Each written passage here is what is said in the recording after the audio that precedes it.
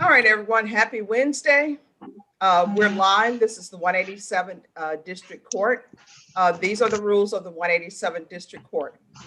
First off, if you're not a part of the hearing, I'm going to ask you to mute. It makes it so much easier for the court reporter to hear and for me to hear if everyone who's not a part of a hearing mutes themselves. The other thing, to all the inmates who are in custody, you are not to use the chat box. If you use the chat box, you will be sent back to your cell. This is not the Bachelor or the Bachelorette. Do not try to pick up anyone while you're on this Zoom. To everyone else who is Zooming from your home, Zooming from work, technically, you are in the 187th District Court. You need to behave as though you are in court. If you do not behave professionally or behave as though you're in court, you will be required to be in court, and never again will you be allowed to appear on Zoom in the 187th District Court. To all of the attorneys, if you have an agreement with the state, no matter how small, you need to put it in the chat box to our court coordinator. She's listed as Ferguson Coordinator. So send it to her. If you have an agreement and your client is on bond, she will need your client's email address. I'm going to call the names of the attorneys. That's the order in which you'll appear. If attorneys need to leave to go to another courtroom, you're more than free to do that. However, if you go to another courtroom and your name is called, you will go to the end of the line. So to the defendants, if you do not hear your attorney's name, it's probably because they're Zooming in another court. Relax. We will get your attorney for you. Before you leave today, you will have contact with your attorney.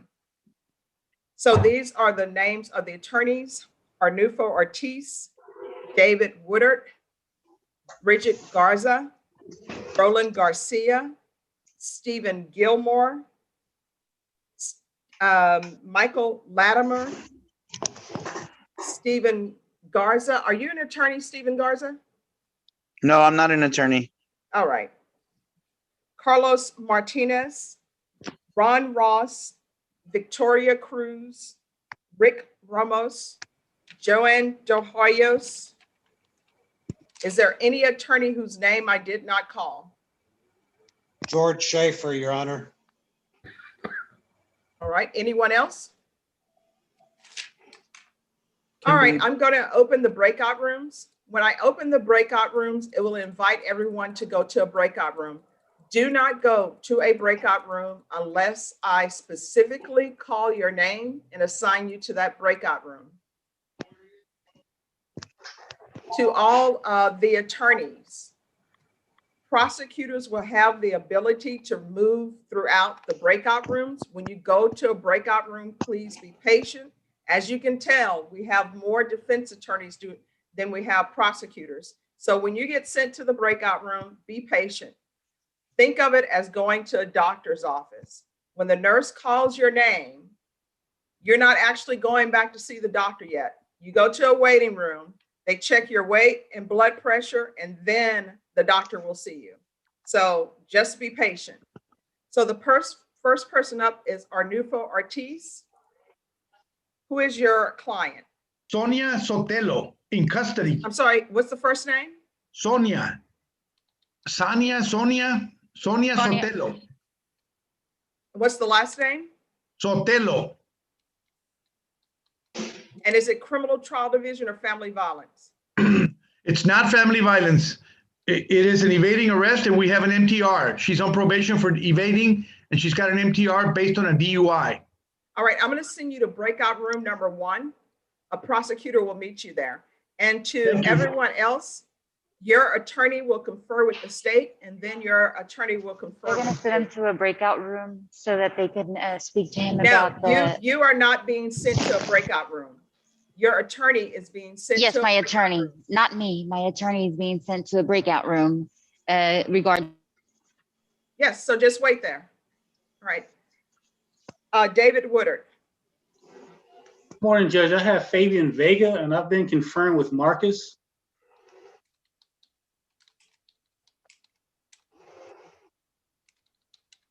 I'll send you to breakout room number 2. A prosecutor will meet you there. Bridget Garza. Yes, hi, good morning, Judge. I'm here for Dalton Scharnhorst, How do you spell the last name? SCHARNHORST.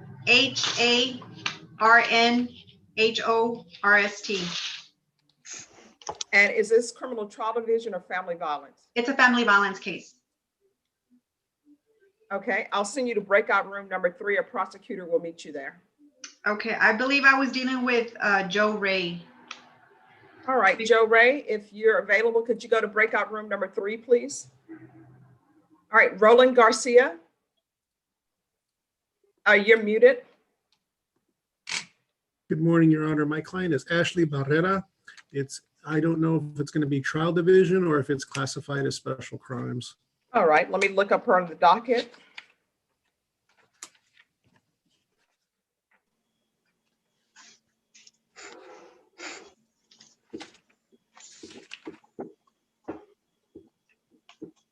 All right, it is criminal trial division, I think. To the prosecutor, if anybody discovers that Ashley Barrera is special crimes, just let me know. So I'll send you to breakout room number 4. A prosecutor will meet you there. And if they discover it's special crimes, they will let me know and we'll get the prosecutor for you. So you're in number 4. Stephen Gilmore. Hey, Judge, this is Stephen Gilmore. Yes. Tom and I Yeah. have already worked out. I'm sorry, Thank you. what? I'm sorry. Tom and I have already worked this case out with PTD. The application was submitted on February 10th. We're just waiting on the contract to get sent over. I think the freeze probably slowed down some of their processing over in PTD, but she's already made her upfront restitution, and I have no reason to believe she won't be accepted. Okay, and this is for pretrial diversion? Yes, Rebecca Rojas. So I just need a reset to give Mona and Beatrice a little more time to process the applications that I'm sure are backlogged. All right, Norma, can you look into Rebecca Rojas, please? Yes, ma'am. Give me 1 second. All right, just give us a moment.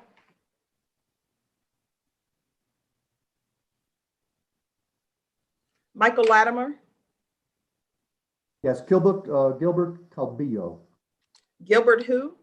Calbillo, Calbillo, Criminal Trial Division. Okay, why does it sound like people are talking underwater? Is it just me? Are my allergies really that bad, or are people sounding like they're talking underwater?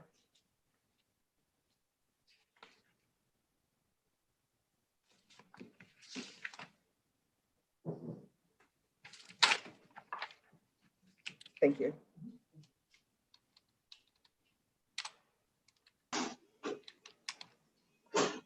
All right, I'll send you to breakout room number 5. All right, thank you.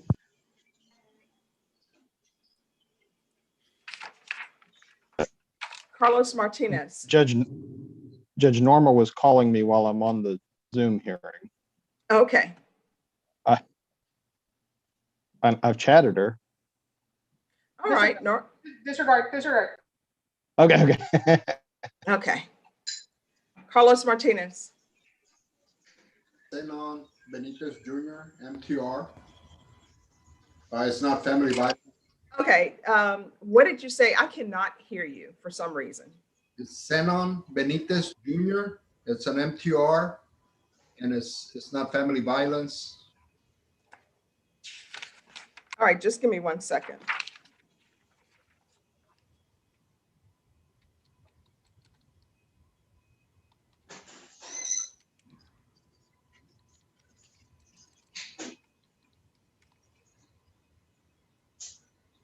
All right, I'll send you to breakout room number 6. Thank you.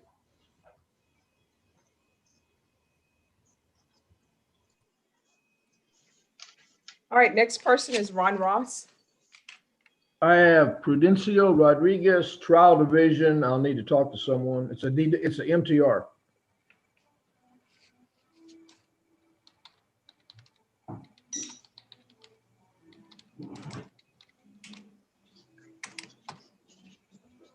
All right, I'll send you to breakout room number 7.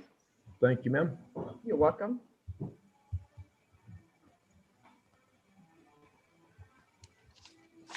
Victoria Cruz. Your Honor, I have Robert Cavazos and Joseph Gonzalez, but neither one of them are here. We did talk to both of them this morning, so if I could ask the court to put me to the side until I can round them up. Okay, so you say Robert Cavazos. Yes, Your Honor. All right. I'm here, Your Honor. Oh, Okay. Robert. All right, so it appears that that is criminal trial division. And it's also family violence as well. So I will send you to breakout room number 8. And prosecutors will meet you there. Thank you, Your Honor. I also have Joseph Gonzalez. All right, when you come back from conferring with them on Cavazos, just let me know. And I'll put you in line for the next person. And if your client is CTD, the other client you have, just let whatever prosecutor who comes into the room know that you have that person as well. Understood. Thank you, Your Honor. You're welcome. Rick Ramos. Good morning, Your Honor. Good Judge, morning. I have Rodolfo Villarreal, and I actually wanted a request from the court. Instead of going to a breakout room with the state, can I go to one with my client along with his legal guardian? She's on the Zoom as Rosalinda Cedillo. I actually need to try to see if we can convey some messages to him, and hopefully with her help. All right, who's the other person? It's Rosalinda Cedillo. She is his legal permanent guardian. All right, I'm going to send her to number 9. And your client, and where is he? He's under 187 Villarreal 12, I believe. All right, I'm going to send him to 9, and I will send you to 9. Thank you, Judge. You're welcome. Judge, I send you a chat.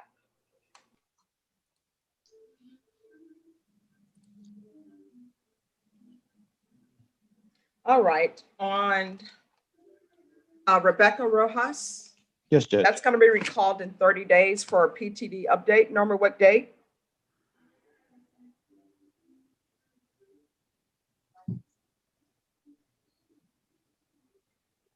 Normally quit on us. No, she's here.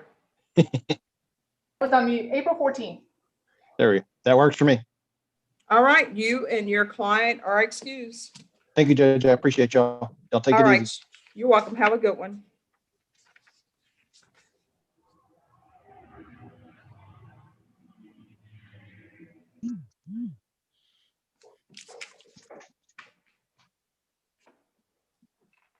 All right, the next person up is Joanne De Hoyos. Good morning, Your Honor. It's Salvador Hernandez, motion to revoke probation, and it's a criminal trial provision. It's a possession case. Now I can hear her, everybody. You see how I'm able to hear her? Cheerleading youngs. I can scream at anybody. Thank you so much. Had to use it in someone today, Your Honor. Yeah. All right. Have a nice day. Thank you. I put you in breakout room number 10. George Schaefer. Yes, Your Honor. Yes, who do you have? I have Victor Andres Rivas. Is it criminal trial division or family violence? It should be both, Your Honor. He's got an MTR and he's got a new case. All right, I'll send you to breakout room number 11. Okay. All right, before I go back through the list, is there any other defense attorney who's just come in or came in late or name has not been called?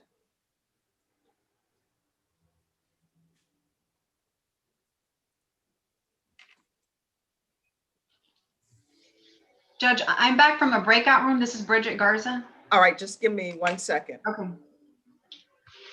Jesse Sepulveda? Yes, Your Honor. Good morning. Yes, who do you have? Brandy Malden. Is that family violence or criminal trial division?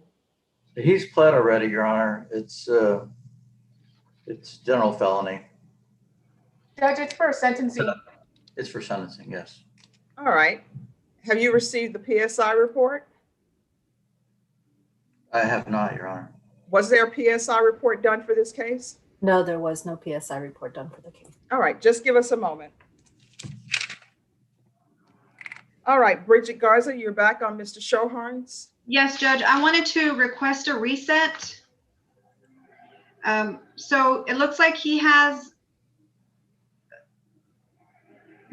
or will have an MTR in Comal County.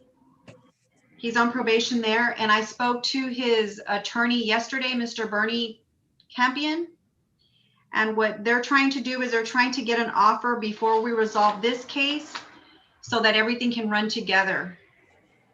So I'm asking for a reset to give them some time to see if they can work something out.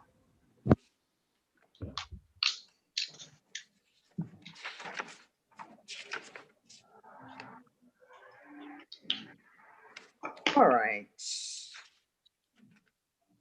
On Mr. Scharnhorst, do you have any discovery issues on this case? No, Your Honor. All right.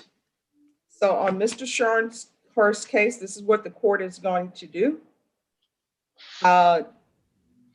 Recall it for 30 days. Norma, give me a 30-day reset on Scharnhorst, please. April 14th. So April 14th is going to be the plea deadline date. After April 14th, the court will not accept any pleas in this case. So whatever his attorneys are going to do with the out-of-county matters, they need to take care of that. And then state, the discovery of acknowledgement is due March 26th. Yes, Judge. Do you need to speak with your client, Ms. Garza? I do, Judge. All right, once he goes to the breakout room to meet with you, you need to have him come back to the main room so he can be excused from the main room. Okay, thank you. Mr. Scharnhorst, I'm going to send you to breakout room number 3. And Ms. Garza, if you'll go back to 3. Thank you. You're welcome. Everyone, just give me a moment.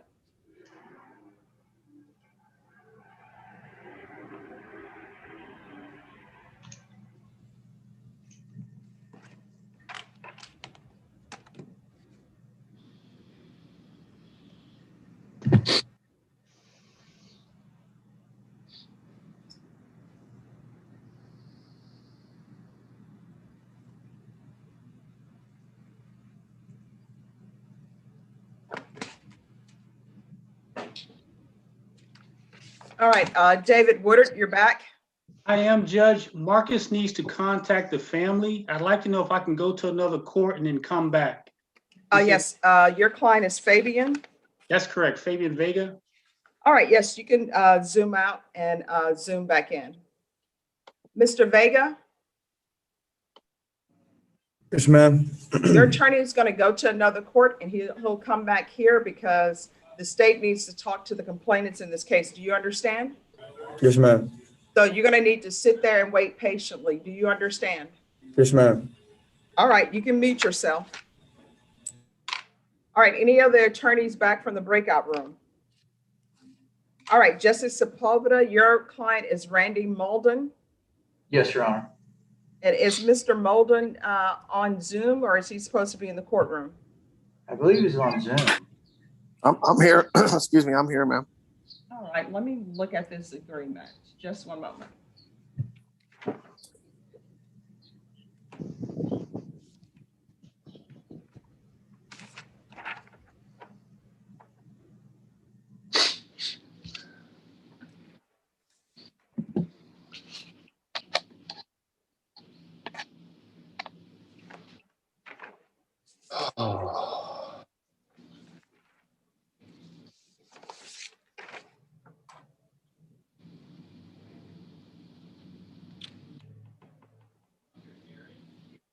Okay. All right, are we ready to proceed on both sides? Who is the prosecutor you're working with? Right, working with Jordan Brown. All right, let me see if Jordan's here he may be in a breakout room. Yes, he's in a breakout room. Was there anything special about your agreement? Because I'm reading the plea bargain agreement and it says that he was to pay restitution. Has he paid the restitution? He has not, Your Honor. He's asking if you would allow him to pay it, I guess, during the probation. Well, that's something you'll have to work on with the state. If you Okay. want to confer with the state, you can confer with the state. But my understanding from reading the plea bargain agreement, he was to pay the restitution. Yes, may I speak to Jordan? I'll send you to a breakout room. And I'll put Jordan, but Tom may be able to speak with you as well. Very well. Thank you. I'll send you to breakout room number 2.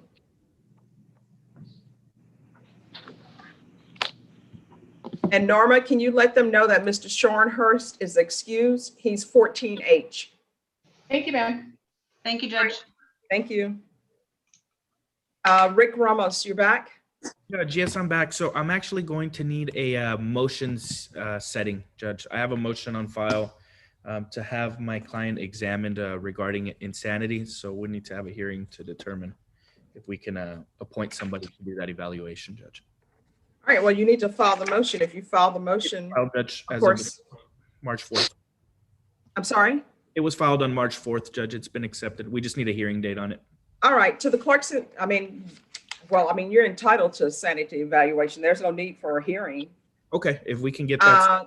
To the clerks in the back, could I have the motion in 2021 CR 1794? It's a motion for a sanity evaluation. Yes, Judge, I'll pull it right now. Thank you. Thank you, Your Honor. And if you could go to back to breakout room number 9 and have the parties come to the main room, please. Sure. Yes, I'll have them. Thank you. Well, I need to get him help, Judge. He's not going to be able to do it, but let me see if I can get a hold of a deputy there. All right, thank you. Judge, if you could send Robert Cavazos into room number 8 with Victoria. Mr. Cavazos, where are you? What are you listed as? Where's Robert Cavazos?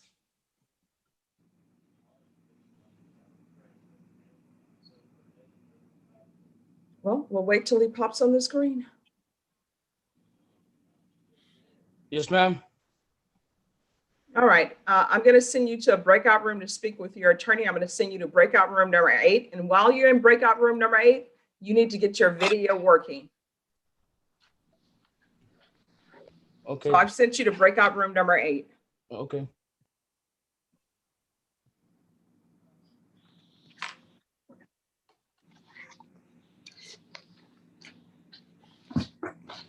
Thank you.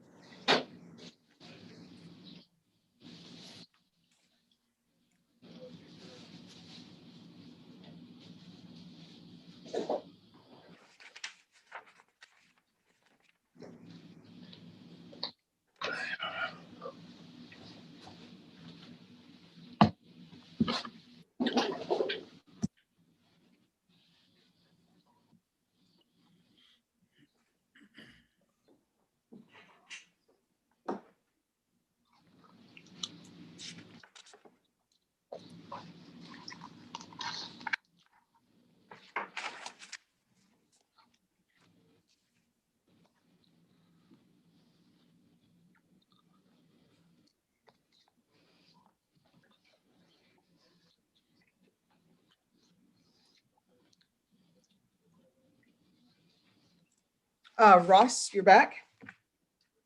I am, Judge. I do need to talk to my client. All right. Is he in custody? No, he's not. Prudencio Rodriguez. He should be on Zoom.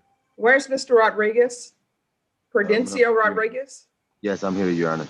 All right, Mr. Ross, if you go back to breakout room number 7, and Mr. Rodriguez, go to breakout room number 7. All right, Rick Ramos, you're back on Mr. Villarreal. I am, Judge. I do have Miss Rosalinda Cedillo with me, who's the legal guardian, but he is unable to, we're unable to get him to pull back. I don't know if somebody can pull him out of the breakout room or not, and there wasn't a deputy nearby. Norma, can you have a deputy bring Mr. Villarreal back to the main room, please?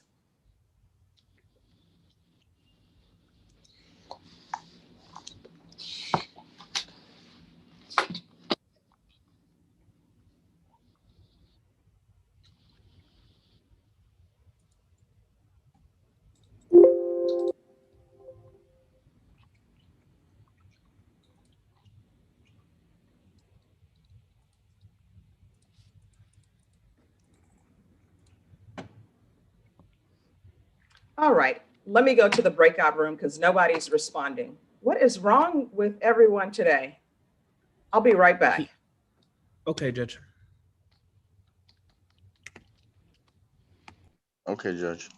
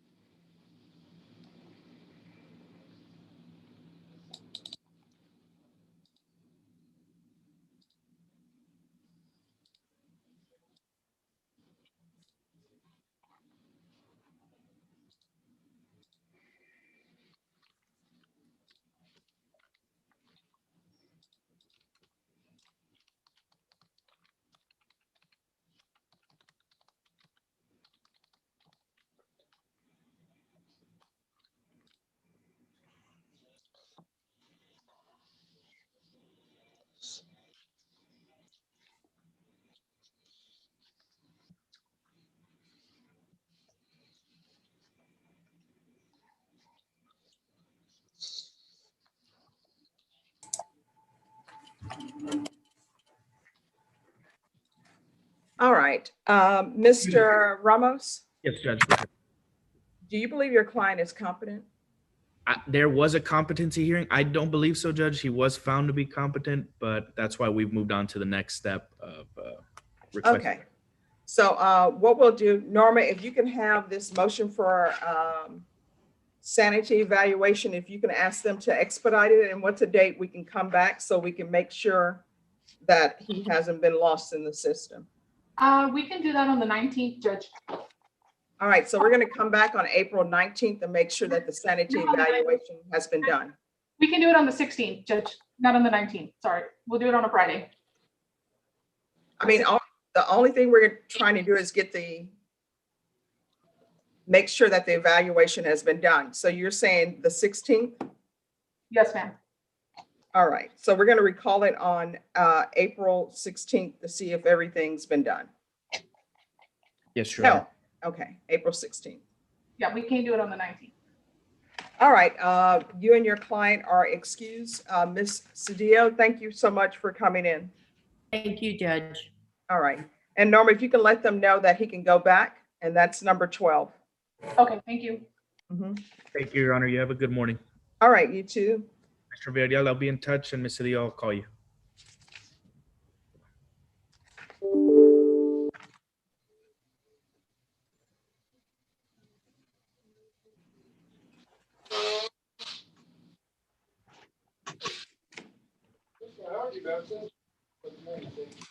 Everyone, just give me a moment. Body. I think that's the problem. It did burn it off. It did. The anger inside of me burned off all the allergy medicine. Unable to work like that.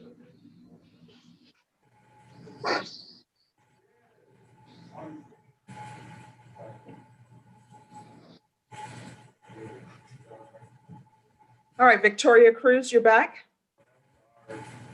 Your Honor, both of my clients are here. I actually am conferring with David right now. So Okay. I hopped back in here. David, if you can check the chat. Can you give me some more water, please? Let me see. Yes, he's here, so he should be able to check his chat. Roland Garcia. Good morning, Your Honor.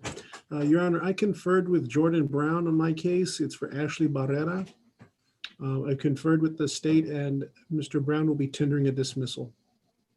Okay, and that's on Barrera. That's correct. All right, let me just check and see if I have it in my email. Just give me a moment. And yes, it is here, so I will sign it. Okay. And if there's nothing else, you and your client are excused. Okay. Ashley, your case is being dismissed. You should be released this afternoon sometime, hopefully. All right, Norma, will you let them know that Ms. Barrera can go back? Thank you Ms. so much. Barrera, Yes, ma'am. when your attorney says that you will be released, it's usually at midnight. Okay, thank you so much. All right. Can you're you hear me? Okay. Thank you. Any other attorney who's back from the breakout room?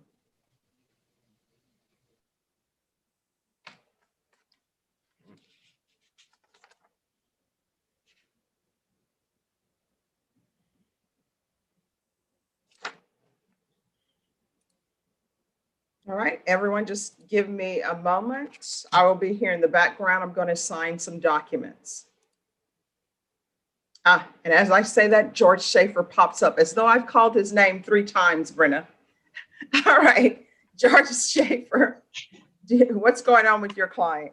Judge, I've just spoken with the prosecutor. They've made me a newer offer than they made me the last time. I have a 9:30 Zoom in another court, so I'd like to leave this one and come back at 10:30. All right, and which court would this be? I'm going to the 144th. Okay, but here's the issue though. I need you to tender the offer to Mr. Rivas because Mr. Rivas is in custody and they don't like us to have people just hanging around on the screen. That's fine, Judge, if you'll let me visit with him and tender the offer to him, and then we can come back. All right, Mr. Rivas, I'm going to send you to breakout room number 11. And Judge, I send you a chat. Sure.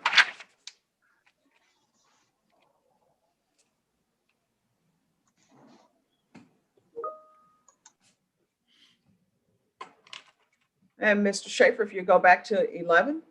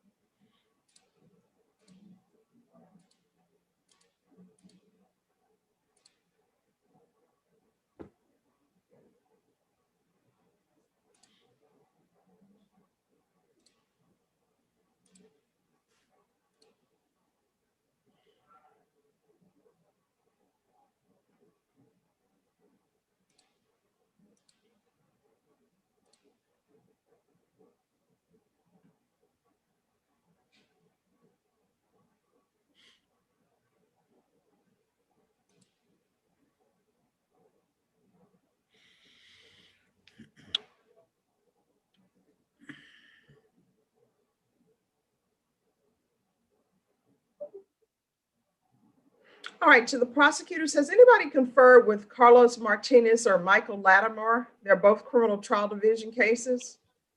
And I see them waiting in breakout rooms 5 and 6. I can go, Judge. All right, thank you. I look for him on the slopes, but I'm not sure which run he's on. And has anyone conferred with Joanne De Hoyo? She's in number 10. All right, George Schaefer or Mr. Rivas? Judge, we're gonna have a plea arrangement. I need to let Joe Ray Garcia to send me paperwork. Okay. All right, Joe Ray, if you'll send him paperwork on Mr. Rivas, and Joe Ray, if you'll send in the chat box to Norma Ferguson what the agreement is. It's going to. Well, Oh, okay. don't say it on the system. I was going to, but I stymied myself. All right, Ron Ross. Judge, this is an MTR. We're going to need a contested hearing. All right. And Judge, this defendant is about to expire in May, so Correct. would need to be soon. Oh, no, it's fine. I mean, the motion to revoke has been timely filed, so we will hear it. Judge, I'm going to go to another meeting. All right, you need to go back to that breakout room and have your client come back to the main room. Okay. All right. I don't see your client, Ron. Is he in here? Prudencio Rodriguez, where are you? He was on the phone. He was trying to get back in here. I don't know. I said, if you get disconnected, you're going to have to come back in. You're going to have to call back in and appear again. Prudencio Rodriguez. Oh, he just went out. He's under Judge. Revel to. Your Honor, I'm here. All right, I have a question for you, Mr. Rodriguez. Yes, Your Honor. Yes, where are you? I actually at work. I'm outside. Yeah, but technically you're in the 187 District Court. Yes.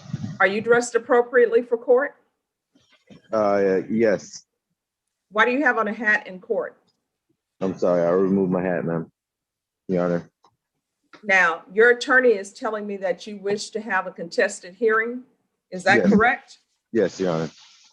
All right, so Norma, we need to set this for a contested hearing, and Mr. Rodriguez, you're going to need to be in the courtroom.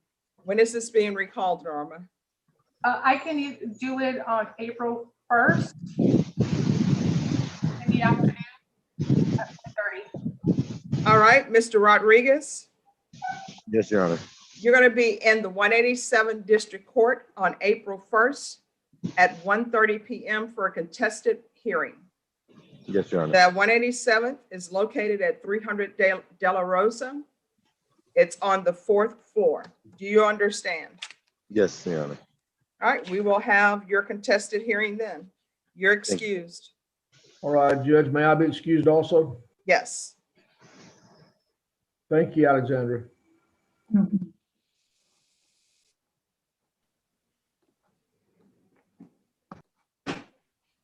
Carlos Martinez. He just went back to the breakout room. I'm going to go meet him up in there. All right, thank you.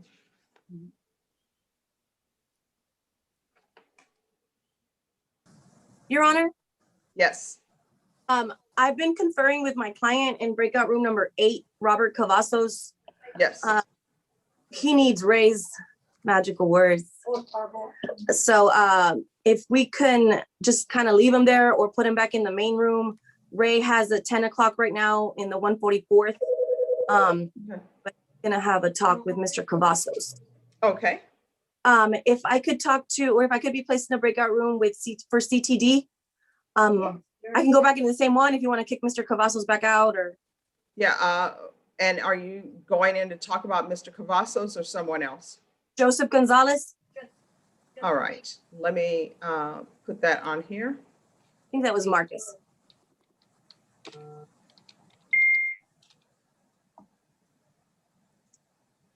Well, there is no in case I don't see you all or Mr. Martinez. All right, what I'll do is I'll move you to breakout room number 3. Thank you, Your Honor. You're welcome.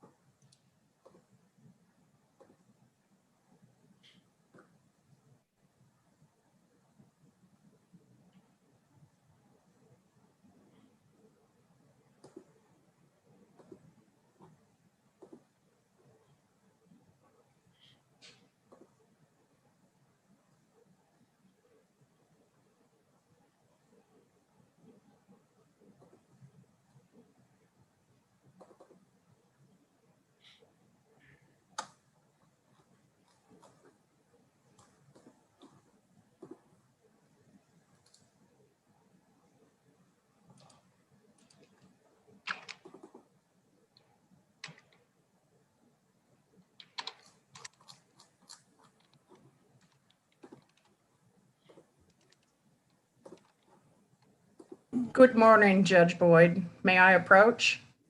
Yes. Hi, Kimberly Bush. Hi. How are you? Oh, I'm doing great. How are you doing? I am doing great, except I'm actually juggling 3 simultaneous Zoom appearances right now. So, you know. You can do it. Who do you have? I have Matthew Perry. It is a motion to enter an adjudication. And is it criminal trial division or family violence? Criminal trial division. All right, I'm gonna send you to a breakout room. Yes, ma'am. I'll send you to breakout room number 1, and a prosecutor will meet you there. Okay, great. I may be about to get called in front of Judge Cato. If I'm not there, I'll be back as quick as I can. Thank you. Thank you. You're welcome.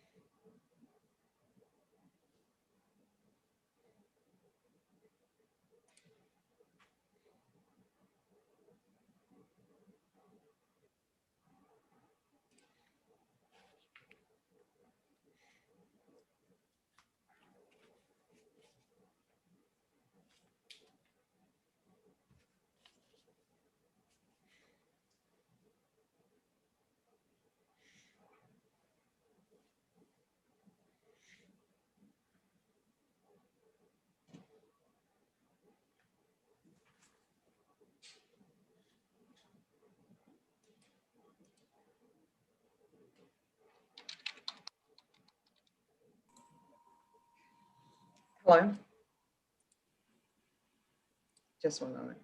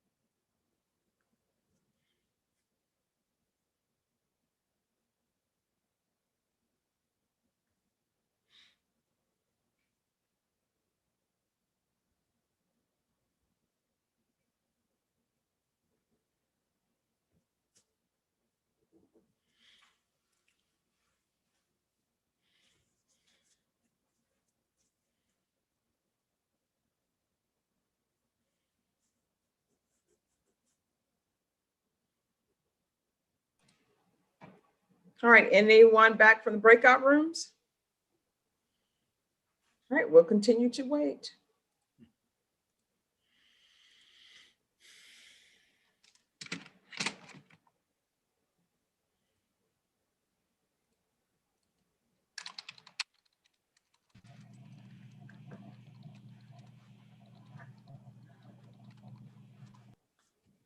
Jesse Sepulveda, you back? Did you confer with anyone? No, Your Honor, I was waiting in there. I didn't know if they forgot about me or not, but if I can speak to, I don't know if Jordan's free yet. Okay, I see he's talking with Kimberly Bush. Just give me 1 second.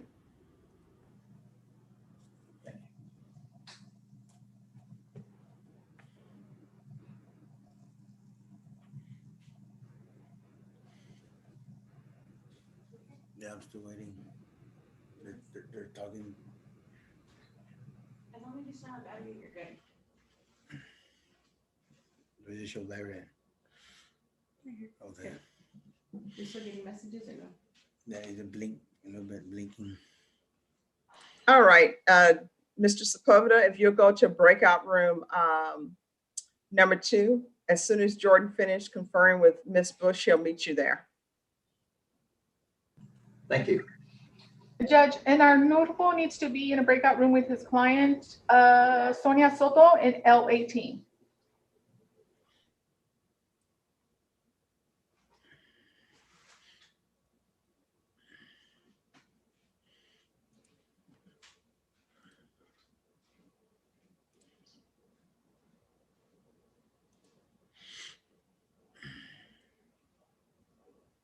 Ms. Soto, you need to go to breakout room number 4. Arnulfo Ortiz, where are you? Arnulfo Ortiz.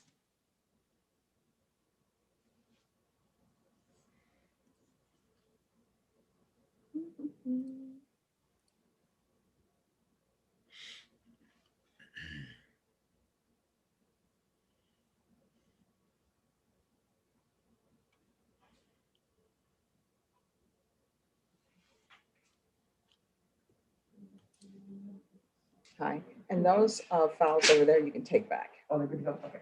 Thank you.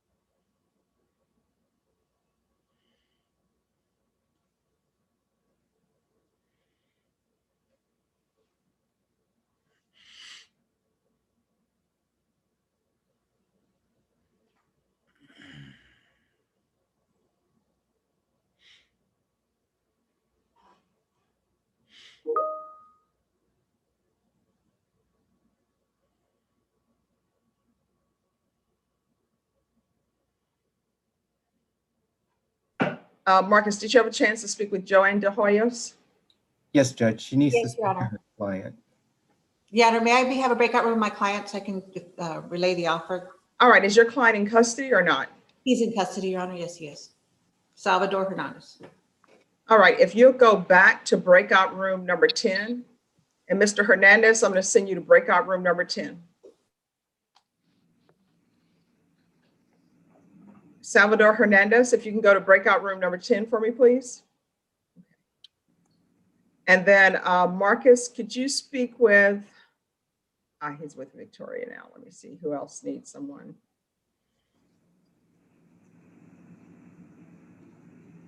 I think that's it. Oh, Jordan, could you go to breakout room number 2 with Jesse Sepulveda? Big shocker. Can't pay them. 28 resets, promises to pay the money. Yeah. Judge, I'm back from the breakout room on Gilbert Calbillo. It's at the bottom of the recall docket with Michael Latimer. We're conferring we could be close to a plea, but the defendant is not here. So Okay, why is your client not here, Mr. Latimer? And this was recalled because he wasn't here yesterday either. Yeah. I have not spoken to him since February 25th. I've called him numerous times since that date. I got his number from his wife. That number, he doesn't answer it, but I have been leaving messages that he was supposed to call him yesterday. I called him again this morning. Okay, you're, it sounds like you're talking underwater. Brendan, is it just me? I don't know. I'm on 9,000 foot up on a mountain in Utah, so that's the only thing I can tell you. All right, so sounds that good. is why. All right, and then you are in the dark, like you're in a witness protection program. Am I the only person who can't see him? I was enjoying it. Okay. So, where's your client, Mr. Latimer? Again, I haven't spoken to him since February 25th. And ever since then, I've been trying to reach him. I've left him messages on the phone number that his wife has given me. Okay. All right, we're going to go on the record on this. Setting, and I told him about today's setting on the message.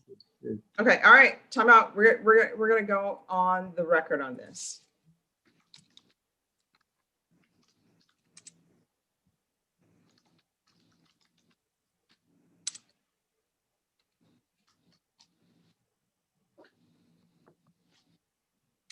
What's the name of the movie with the guy won an Oscar for it with the Revenant?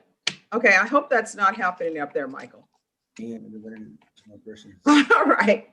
The court is calling 2021 CR 0380 State of Texas versus Gilbert Calbillo. It's going to have parties announced for the record, please, for the state. Tom Nisbet. For the defense.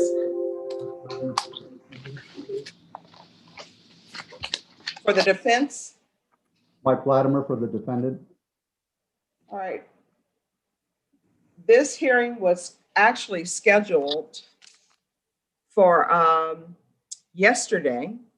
At that time, the defendant was a no-show. The defendant did not appear in the courtroom, and the defendant did not appear on Zoom. So the court had it recalled for today at 9 a.m. It is now 9:59 a.m. Deputy Laura, has there been a Gilbert Calbillo in the courtroom at all today? No, Your Honor, he has not. And for the record, he has not been on Zoom either. Defense, have you had any contact with your client? The last time I spoke to him was February 25th. Since that date, I've been calling and leaving him messages until this morning, yesterday, about the court hearing yesterday. And today, I left the meeting ID number on his messages. I've not received any call back from him. All right, state. Judge, we ask you issue a warrant and forfeit the bond, please. All right, that'll be granted, and I'll remand your client with that bond. If you have any contact with your client, the court will reconsider. Thank you. All right, thank you. You're excused.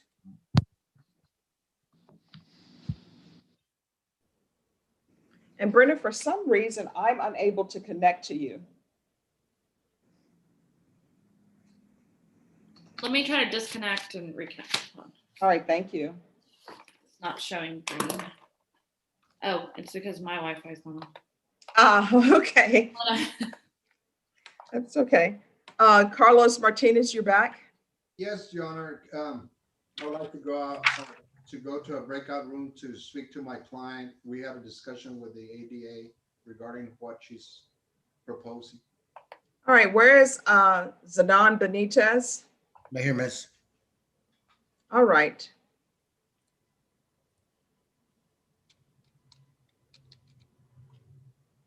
I'm going to send you to a breakout room with your attorney.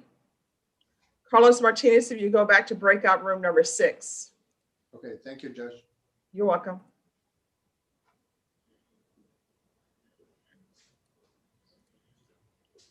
Then we go to a Judge, break.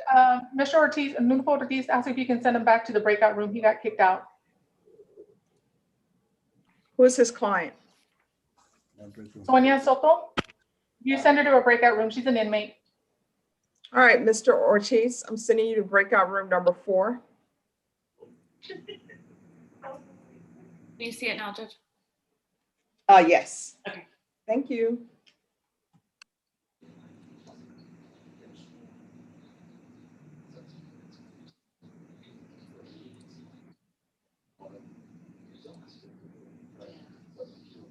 Carlos, did you go to breakout room number 6? Yeah, there's a individual by the name of Garza in there. All right, he raised his hand and said he was Xenon. Just 1 second, let me go there.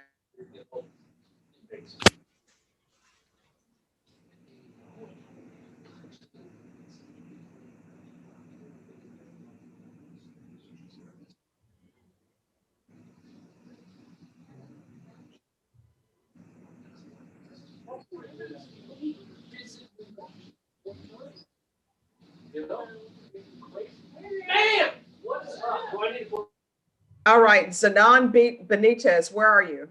I'm right here, miss. I'm right here. Just 1 second.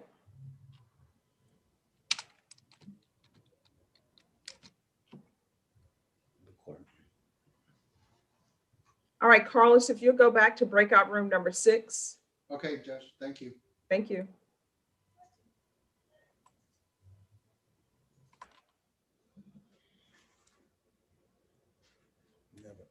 And David Martin. Can I see you in breakout room number 1, please? And Rebecca, could you meet me in breakout room number 1? Yes, ma'am. Thank you. And Joanne, just give me a moment, please.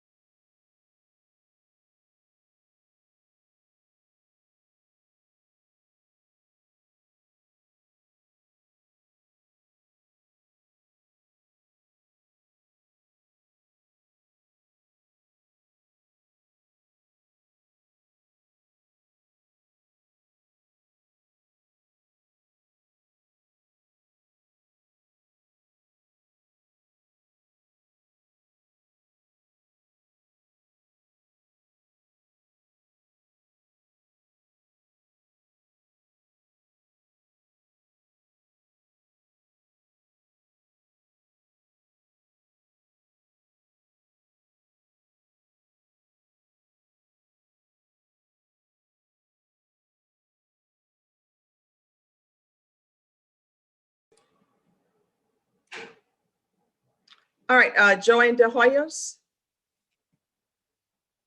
Your Honor, I don't know if you need to bring my client in, but he informs me, I relayed him the offer.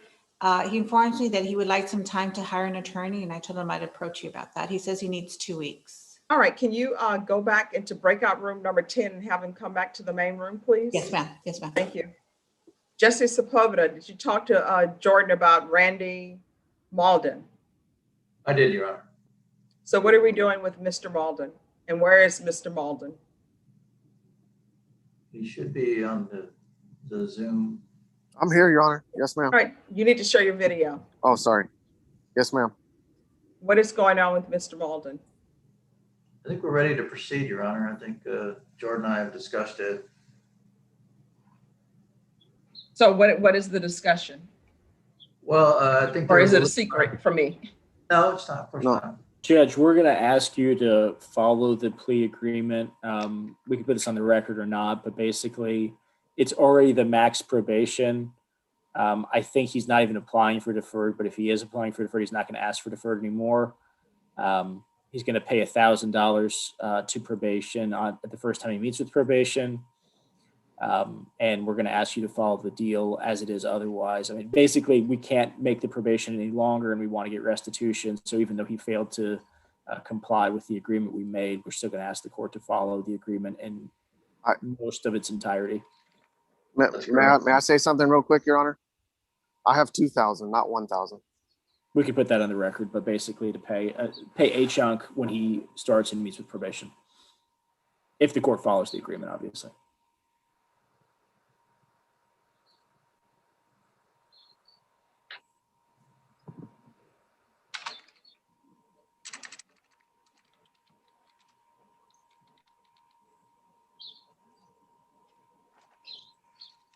Brenda, are you ready? Court is calling 2020 CR 2862, State of Texas versus Randy Malden. If I have parties announced for the record, please, for the state. Jordan Brown for the state. For the defense. Jesse Sepulveda representing Randy Malden. All right, Mr. Malden, you need to find a place and be stationary. All of the movement is making me nauseous. I apologize, ma'am. The air conditioner came on. I was trying to get away from it for you. All right, you entered a plea on December 14, 2020. You entered a plea of guilty. The court found there was sufficient evidence to find you guilty, and the court found you guilty. Then this was recalled for January 19th. Then it was recalled for February 3rd. And then it was recalled for February 24th. And now we're here today. And all of those reset dates were for the defendant to pay restitution. It will be noted for the record that the defendant at that time entered his plea by Zoom. Is there any objections to this sentencing taking place by Zoom? And it is taking place by Zoom because of the pandemic. Any objections, state? No objection from the state. Any objections, defense? No, Your Honor, no objections. Mr. Malden, do you have any objections to this sentencing taking place by Zoom? No, ma'am, I do not, ma'am. Right. According to the plea bargain agreement, punishment was to be assessed at 2 years in the state jail facility. There was no application for deferred adjudication. The state was recommending community supervision. There were several cases that will be taken in consideration, numerous restitution that is owed. And it stated that the defendant was to pay all the restitution within a week of sentencing. So has the defendant paid all of restitution? No, Judge, he has not. Obviously, I'm not privy to whatever conversations are happening between him and his defense attorney.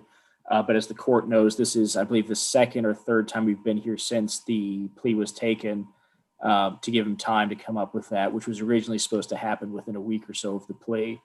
Obviously, that's something that the defendant's unable to do for whatever reason. He has stated through his attorney that he's able to make somewhere between $1,000 and $2,000 at the time, as of today, but the restitution is in the order of $9,000. However, the state is still asking the court to follow the plea agreement in its otherwise excluding the condition of paying within a week. And the reason for that is this is a state jail felony case. The plea agreement already considers the maximum underlying sentence as well as the maximum sentence of probation. So there's really not much else we could do to put him on a supervision where he would be able to pay the restitution back to the victims. And that's our primary concern in this case. So we are still asking that you follow that with the addendum that instead of the full amount, which is $9,500 approximately, he will be paying somewhere between $1,000 and $2,000 instead within a week of the plea. Defense? Respectfully, Your Honor, we're asking you to please follow the recommendation with the modified condition. I know he had intentions of trying to get all of it. Apparently, things didn't work out for him. He is willing to pay the $1,000 to $2,000 restitution the first time he reports to probation. Thereafter, when he tells me he can make substantial payments to the probation office. I think the intention here is just so that the victims get their money back. Hopefully he can continue. I know he is gainfully employed currently, and we just want them to get their money and for him to pay it to them. Mr. Malden, is there anything you wish to say? Yes, ma'am, if I may. Yes. I just want to say that this whole, this whole ordeal is from a gambling problem that I've had since this is the first time in 30 years, Your Honor, that I haven't placed a wager on any sports. And I'm working for $11 an hour, and I've never been happier working for $11 an hour, gainfully employed. I'm attending Gamblers Anonymous. I don't lose sleep at night because I'm afraid to go to prison. What makes me lose sleep, Your Honor, is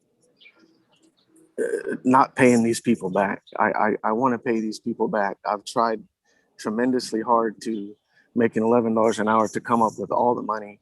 I had an agreement with my parents, what I thought was an agreement to help me, and that fell through. I have. Why did that fall through? Because of my gambling, Your Honor, prior problems. I have my income tax that I filed on the 27th of February, and that's why the last time we were in court, I asked for a little more extension.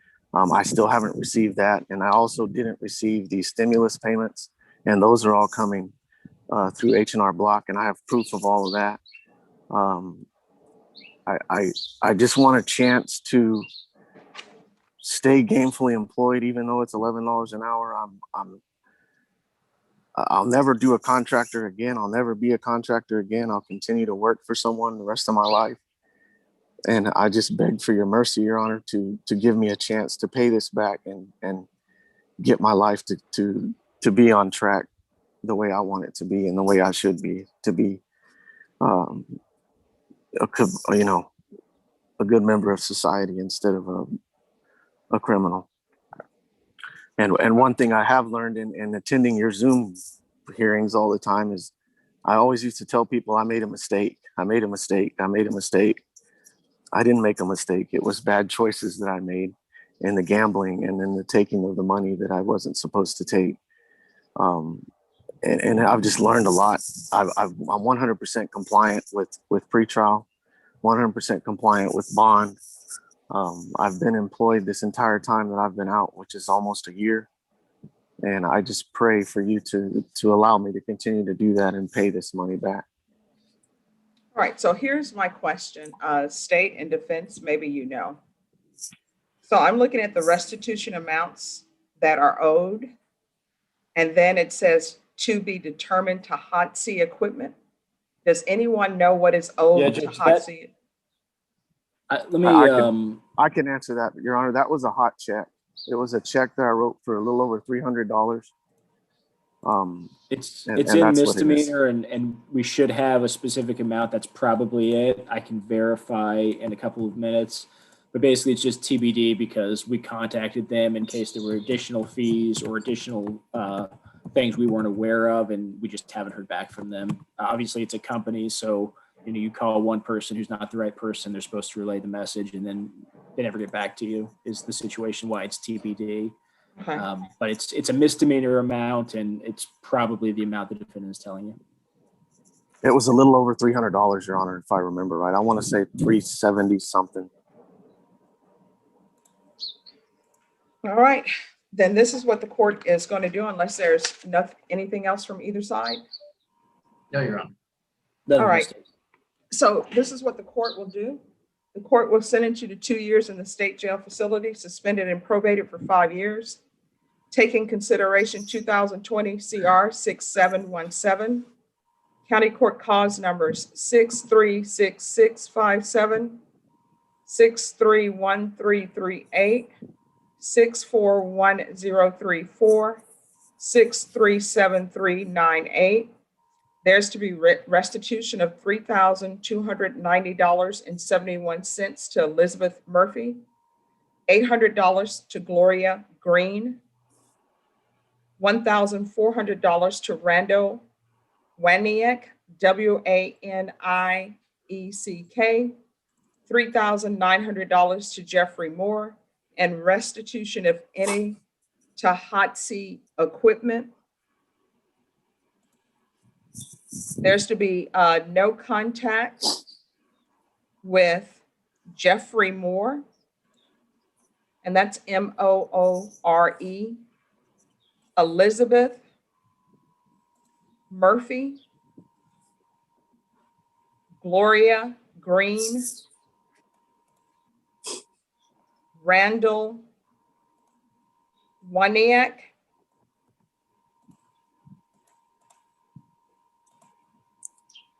Hotzi Equipment, you're to attend Gamblers Anonymous. How often are you attending Gamblers Anonymous?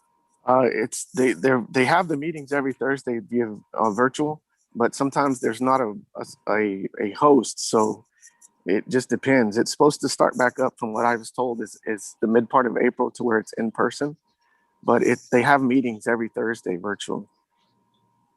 All right, you're to attend Gamblers Anonymous at a minimum of 1 time per week. Yes, ma'am. It goes without saying, but I'm gonna put in the order, you are not to attend any casino. No, so ma'am. what that means is, if there is a hotel that's related to a casino, you are not to be at that hotel. Do you understand? Yes, ma'am, I do. You are not allowed to play any type of game that involves gambling. For example, you will not be buying scratch-offs. You will not be playing the lottery.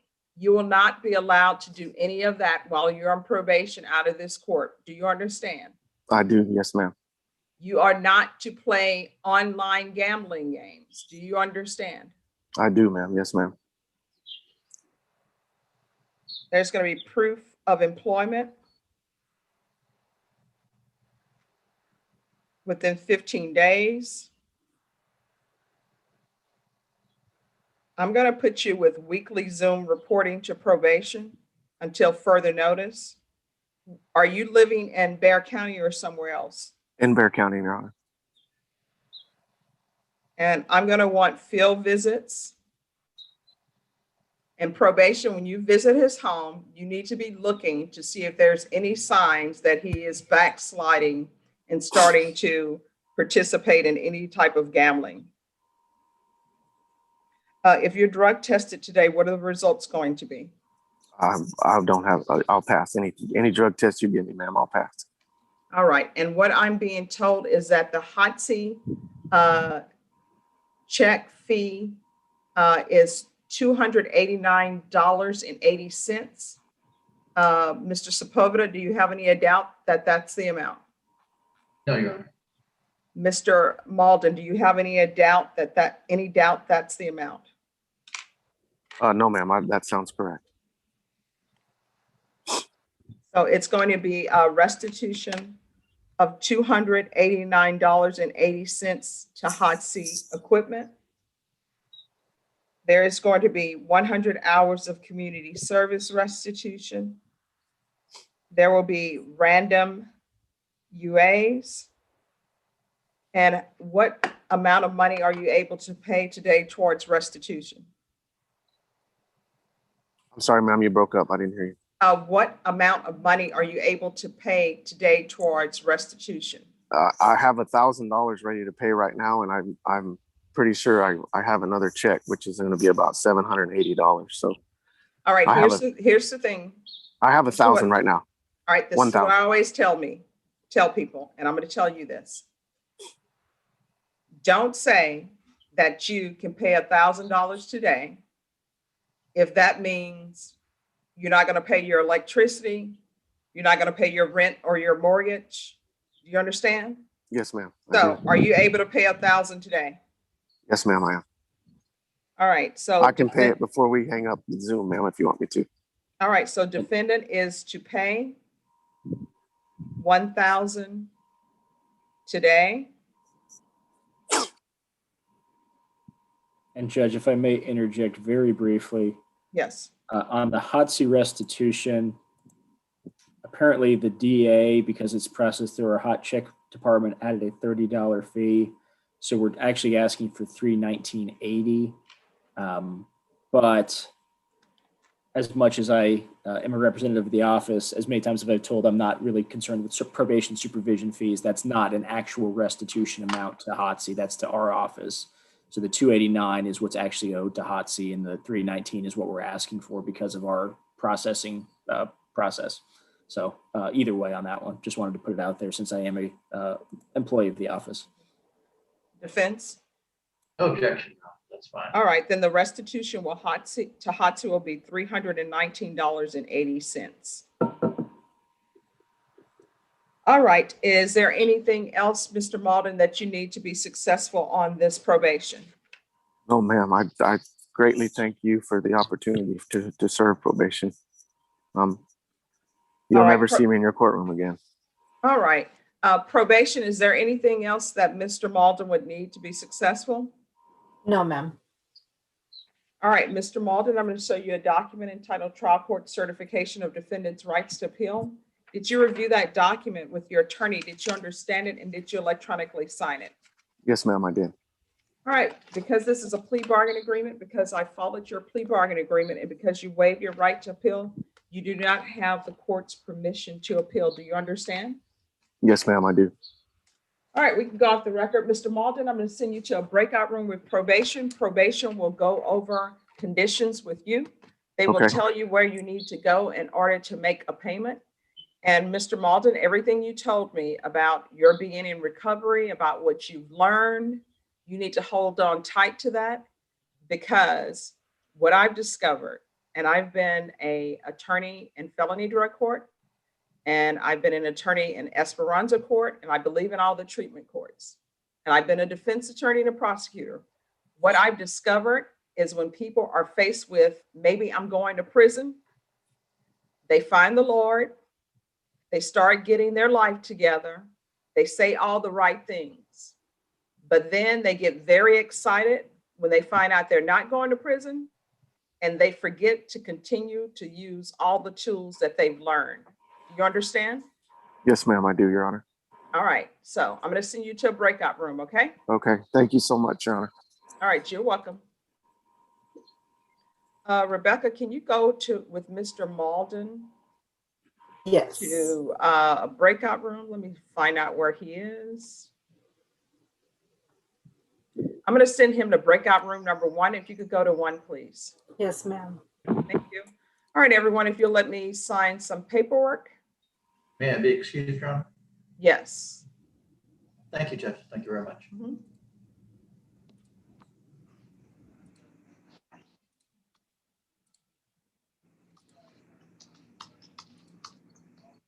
Bye. You're welcome.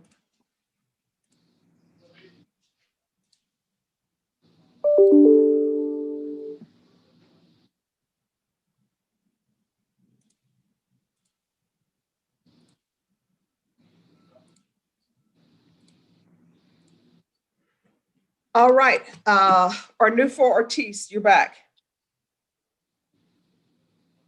And while he I am ready. Okay, who is your client?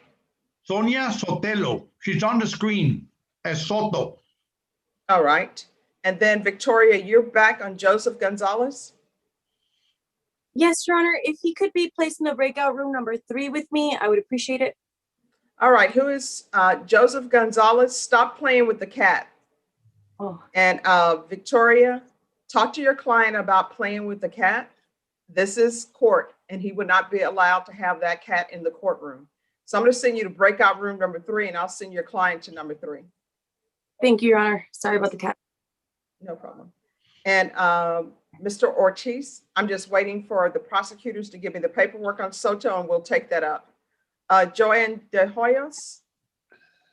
Yeah, and he sent me the breakout room and there was no one there, so I figured he's back. He's the one who wants time to hire an attorney. Salvador. Mr. Hernandez? Yes. Salvador Hernandez? Could you Yes, unmute, please? Hello? Yes, ma'am. Hello. Mr. Hernandez, my understanding is that you want to hire an attorney? Yes, ma'am, but I've been thinking about it.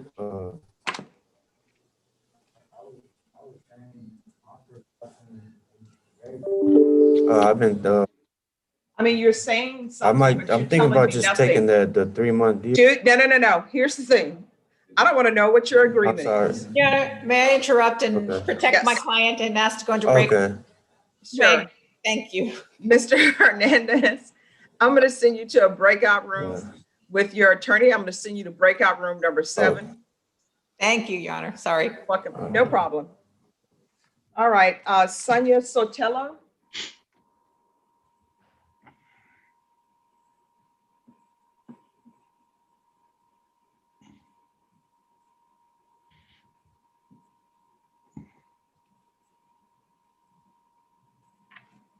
All right. Who's the prosecutor on Miss Sotelo?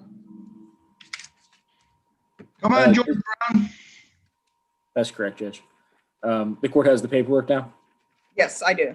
Okay, I just need to make sure I have the MTR open, but I will be ready in just a moment. Okay.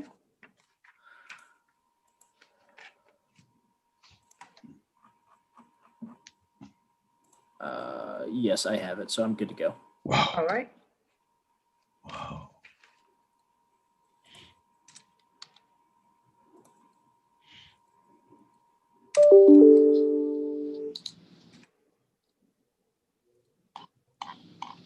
All right, Ms. Soto, I need you to unmute yourself, please.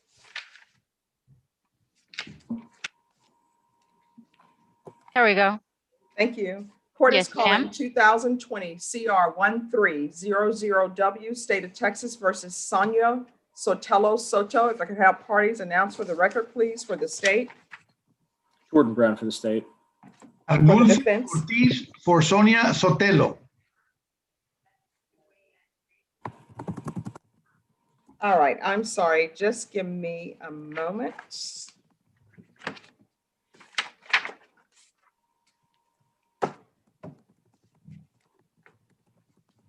All right, are you Miss Soto? Yes, Your Honor. We're proceeding by video because of the pandemic. Any objections from the state or the defense that we proceed by video? No, Your Honor.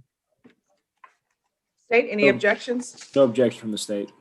Ms. Soto, I'm going to show you a document entitled Defendant's Consent to Appear by Video. Did you review that document with your attorney? Did you Yes. understand it? And did you Yes. electronically sign it? Yes, ma'am. Court will find that defendant has knowingly and voluntarily consented to appear by video. Next, I'm going to show you what's entitled Motion to Enter Adjudication of Guilt and Revoke Community Supervision. Did you review that document with your attorney? Did you understand it? Yes. Are you the same Sonia Sotelo Soto who was placed on deferred adjudication in 2020 CR 1300W for the offense of evading arrest detention with a vehicle on February 13th, 2020 for a period of 2 years? Is that you? Yes, Your Honor. All right, state. Violating condition number 1, on or about the 6th day of February 2021 in Bexar County, Texas, the defendant Sonia Sotelo Soto committed the offense of driving while intoxicated in violation of condition number 1. How do you plead to that? True or not true? True. State. State will waive the remaining allegation. Any objections to the state's waivers? No objection. All right, everyone, give me a moment, please. To the clerk.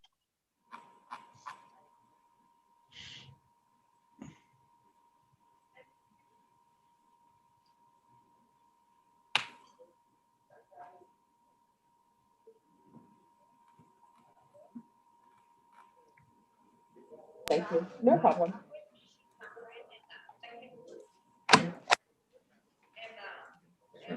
Ms. Ms. Soto, did you understand by pleading true to violation of condition number 1, the court could find it true, grant the motion, find you guilty, not grant you community supervision, and sentence you up to 10 years in prison and up to a $10,000 fine? Did you understand? Yes, Your Honor. Knowing that, do you still wish to plead true to violation of condition number 1? Yes, Your Honor. Court will find violation of condition number 1 true. Is there an agreement? Yes, Judge. In exchange for the plea to the new number 1, the state is recommending, I guess parties are recommending that the motion be denied, that she be continued under community supervision in this case. Additionally, the state is extending an offer of 30 days with credit for time served, which would be a judgment satisfied on the filed case CC 655440, which is the misdemeanor DWI. The state is requesting that if she is to continue being supervised by Maverick County, that she be screened for whatever mental health services and supervision they offer. And the same is true if she's going to be transferred, or I guess remain in Bear County upon release. All right, That is the agreement. Ms. Soto, are you asking the court to follow that agreement? What he just said? Yes. Yes, that is correct. All right, Ms. Soto, I have a few questions for Yes. you. Could you raise your right hand for me?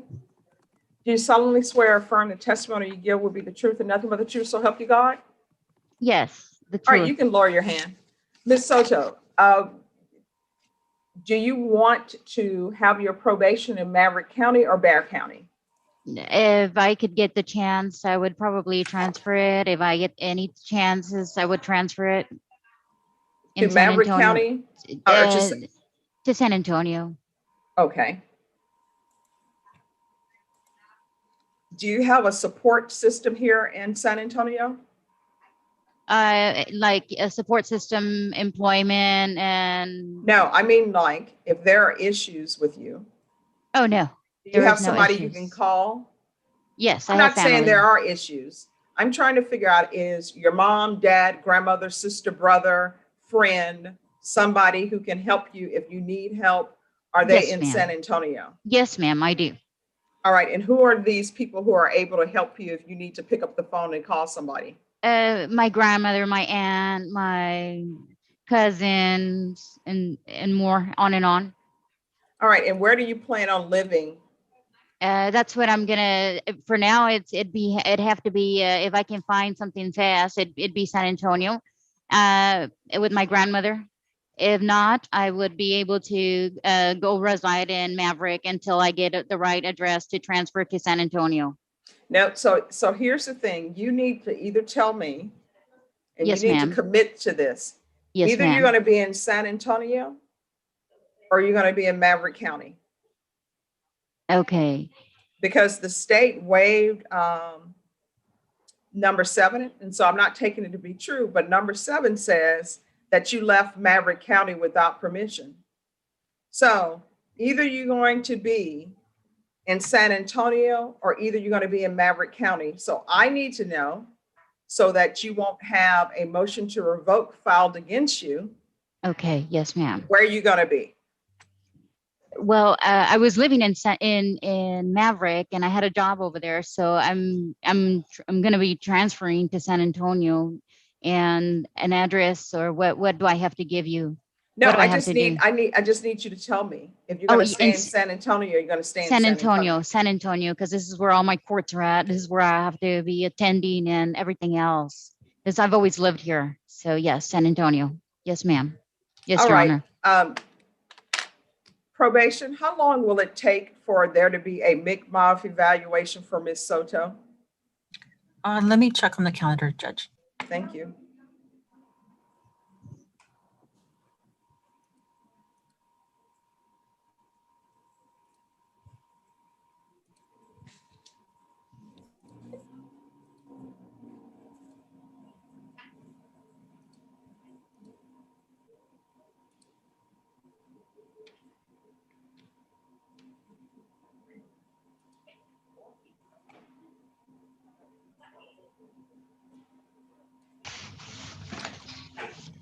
Judge, with the evaluation, did you want it done while she's in custody or out on Well, how long would it be in custody and how long would it be out of custody for both?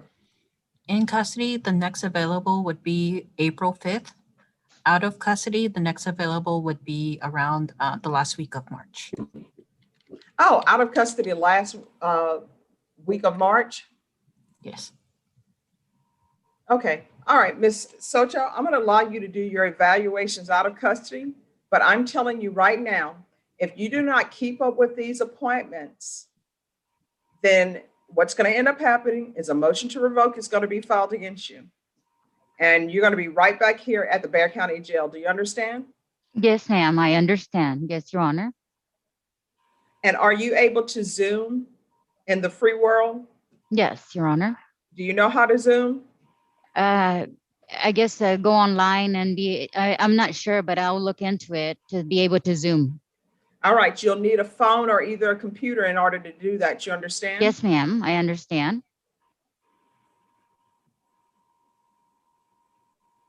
Is there anyone who has any questions for Ms. Soto? Any more questions? No, nothing from the state, Judge. Nothing further. Okay.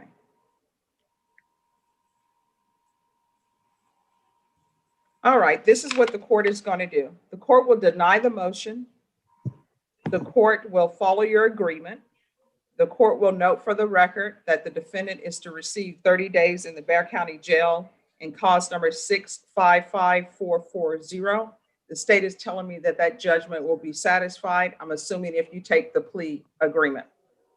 I'm going to ask for a MIC evaluation. And there's to be weekly Zoom reporting or in-person weekly reporting until the MIC evaluation is complete. And you are to follow all recommendations of the MIC evaluations. Yes, Your Honor. Ms. Soto, is there anything else you need from the court in order to be successful? No. And also I'll add transfer back to Bexar County. Thank you, Your Honor. All right, if there's nothing else, we'll close the record on this case. Ms. Soto, I'm going to send you to a breakout room so that probation can go over conditions with you. Ms. Soto, it Yes, is Your Honor. very important that you follow what's being asked of you, okay? Yes, Your Honor. If you have questions about something or about what needs to be done and whether or not you're doing what is asked of you, just ask probation, okay? Yes, Your Honor. All right, thank you. Thank you. Thank you very much. You're welcome. Who's the probation officer who will be going to a breakout room with her? Judge, you can send me. It's Bianca. All right, Ms. Soto, if you'll go to breakout room number 2.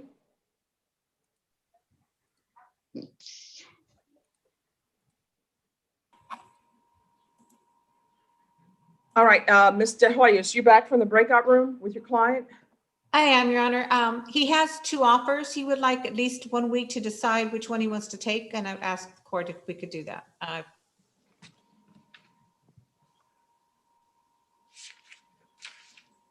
right, you're Salvador Hernandez. Salvador Hernandez, unmute.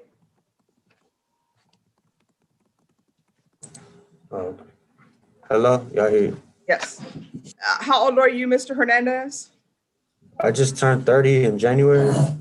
All right, I'm going to tell you what I tell other people, right? Mhm. If somebody invites you to a party and they tell you, hey, it's a rave, there are going to be drugs here, your parents or whoever you call for advice would appreciate you calling them before you actually go to the party. So you're an adult, you should be able to make a decision on your own. And if there was a decision to make in this case, then you should have called them before you allegedly did what the allegations say. I'm going to recall this for Friday. That's your time to consider this. Norma, on Salvador Hernandez, can we recall this for Friday? Thank you. Yes, ma'am. All right, we'll see you on Friday. Thank you, Your Honor. Thank you. You're welcome. You're excused. See you back on March 12th. Thank you, Your Honor.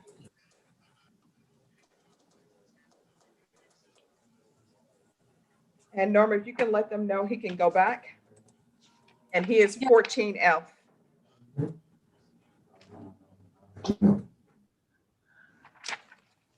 Your Honor. Yes. I did confer with Mr. Brown, and he and I would like to request a short reset to see if we can get my client into compliance. Who's your client? Matthew Perry. I was hoping for something in early to mid-April. Where's Mr. Perry? Mr. Perry should be on camera. I'm here, Your Honor. All right, so what is the issue? Judges, I'll just run it really quickly. It's an old probation. It's a 2014 offense, 2016 case. He owes $400 in restitution and some amount of community service. He allegedly has the community service done. He just needs to prove it. And he's going to try to pay the restitution. And if he does those things, we're going to withdraw the motion and let it expire naturally. All right, Mr. Perry. Yes, Your You Honor. know your financial situation's better than your defense attorney, better than the state's attorney. I want you to be truthful with yourself, because when I reset this case, it's going to be reset based upon what you're telling me. Now, of course, if you tell me something outrageous, like I need to reset this to next year, that's not happening. But what are your finances? They're saying you owe $400. When can you pay this? I can have the total in about 3 weeks. All right, Norma, can you recall Mr. Perry for the beginning of next month? Yes, ma'am. Give me 1 second.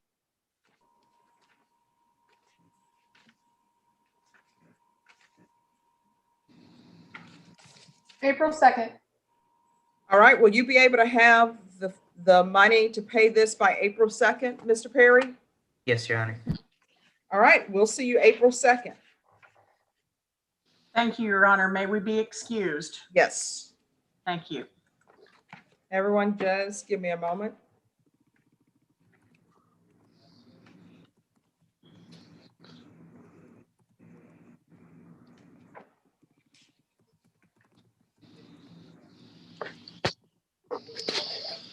Hey, Brenda, are you there? I'm here. Are you at the office today or are you at home? I'm at home. You need me Okay. there? No, not necessarily. Is the evidence from our contested locked up in your, yes. Is there a key other than the one on your keychain that's at your home right now? Oh, yeah, it's no, and we shouldn't be discussing this on YouTube. So thank you all very much. Okay. So can you put guys Brenda need to in put that breakout in the room then? chat book, but, or you all need to go to a breakout room. Yeah, can you put us in a breakout room, please? Yes. I know where it's not. All right. Send you to breakout room number 1. All right, Victoria Cruz. Your Honor, if I could address the court on Joseph Gonzalez, I think that would be fastest. We are at impasse with Mr. Cavazos, and I am waiting for Ray to be able to log on, and we need to talk to David. All right, and you say Joseph Gonzalez? Yes, Your Honor. Yes, what is happening with Mr. Gonzalez? Okay, I need to fall on my sword. Marcus Sanders had wanted us to plea on the County Court 13 ABI. We have already pled true to that ABI, but coordinating a plea in County Court 13 is difficult. I have a tentative date of March 15th from Sybil, the coordinator. If Your Honor could give us leave until next week to coordinate that plea, we can come back. Also, my client is still on crutches, but he understands that he's to be turning himself in person for sentencing.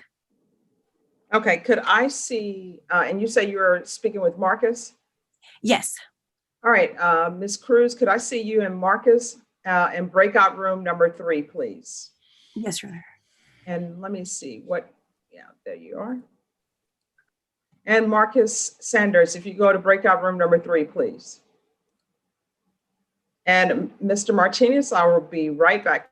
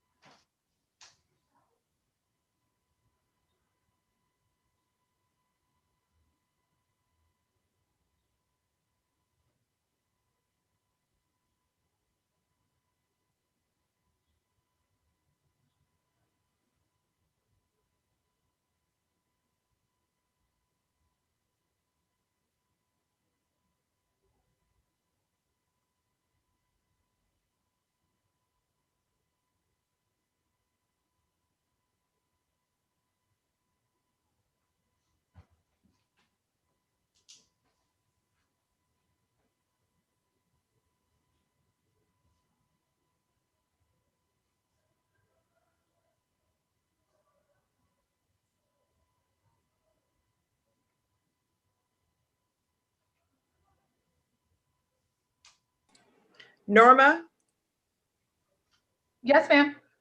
on Mr. Joseph Aaron Gonzalez, Yes, ma'am. this needs to be recalled for the week of March 22nd. Okay. For in person or, Oh, yes, in person. okay, the 24th? All right, Mr. Gonzalez. Can you hear me? Yes, ma'am. All right, you're going to be in this courtroom on March 24th at 9 a.m. Yes, ma'am. 187 District Court. It's the 4th floor. It's the Cadena Reeves Justice Center, 300 De La Rosa. Do you understand? Yes, Your Honor. And that is at 9 a.m. 9 a.m. March 24th. Yes. Okay. All right. Is there anything else with regards to Mr. Gonzalez? No, Your Honor. All right, Mr. Gonzalez, you are excused.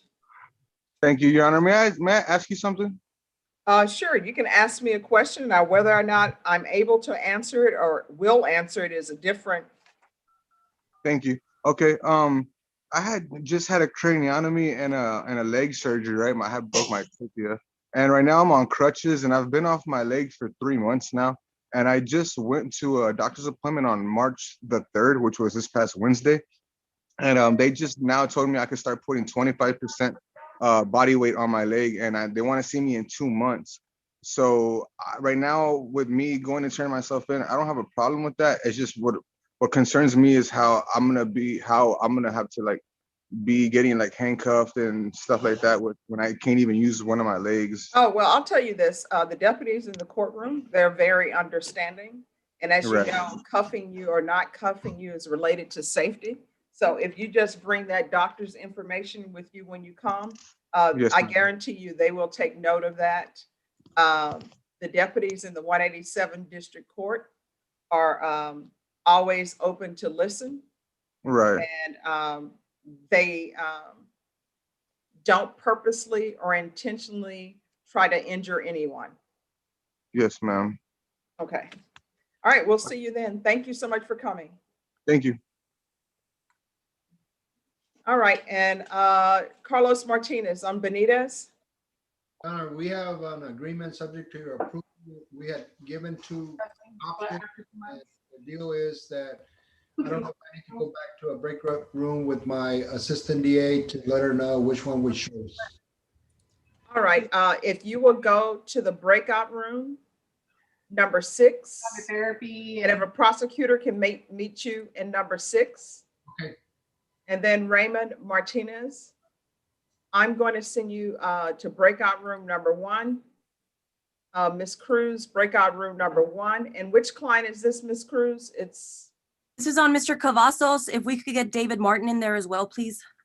With Mr. Cavazos or without Mr. Cavazos? No, that's a bad idea. Okay.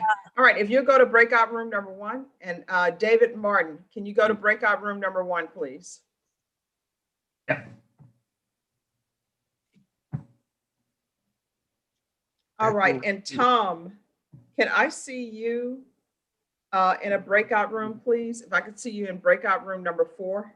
Yes, Judge.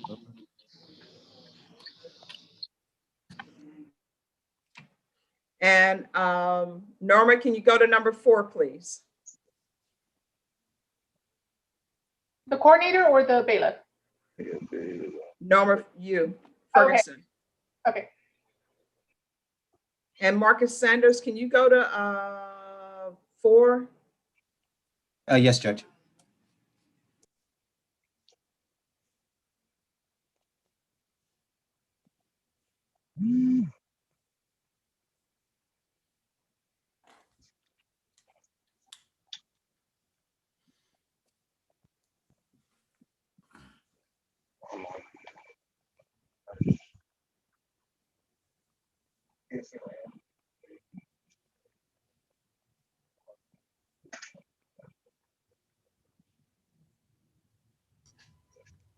We need to go back.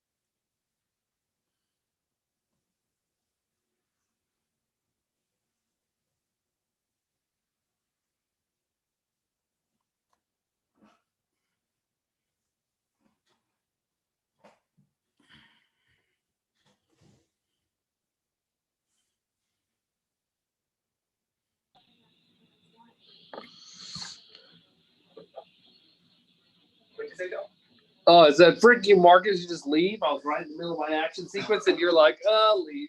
No, no, you're done.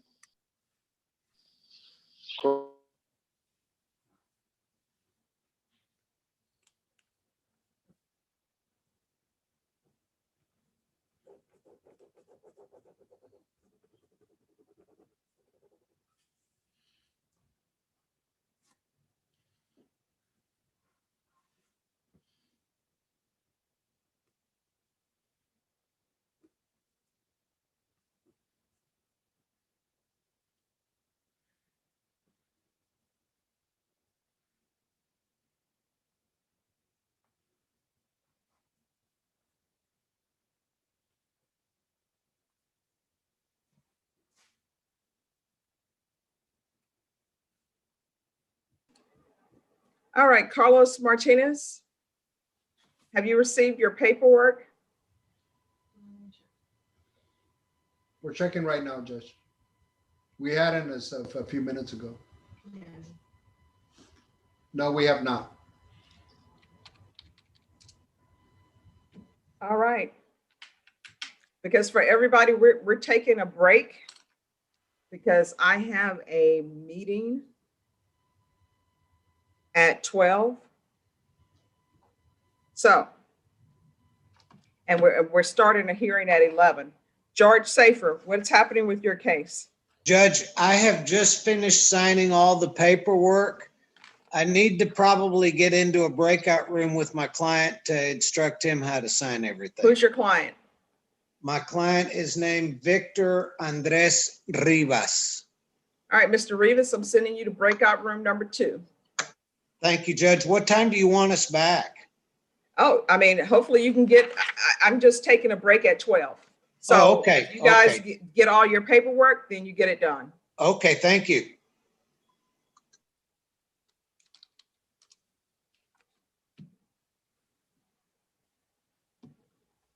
All right, and Carlos, have you received the paperwork that needs to be signed for your case?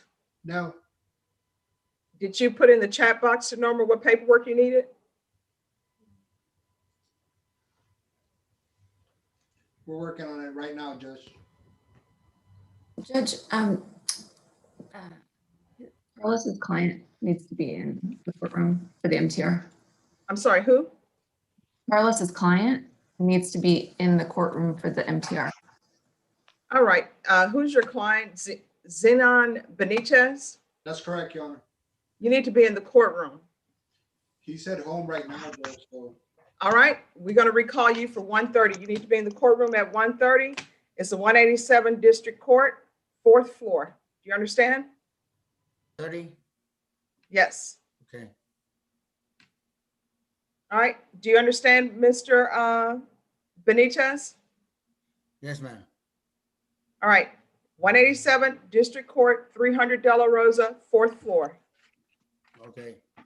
All right, we'll see you at 1:30. Okay, ma'am.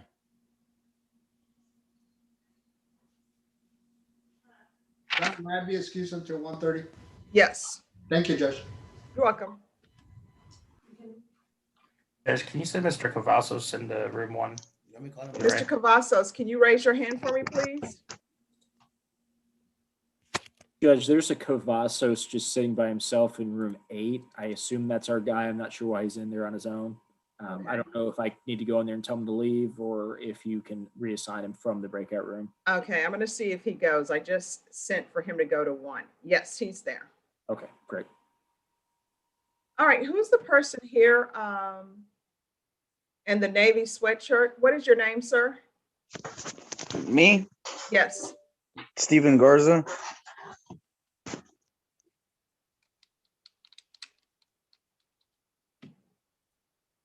I've been patiently waiting. Well, I mean, you're patiently waiting for your attorney, I believe. I don't have an attorney.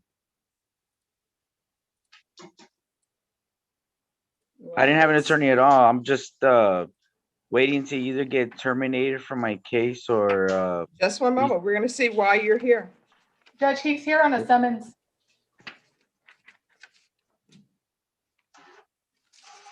He's on the recall docket. For All a right, summons. he needs an attorney.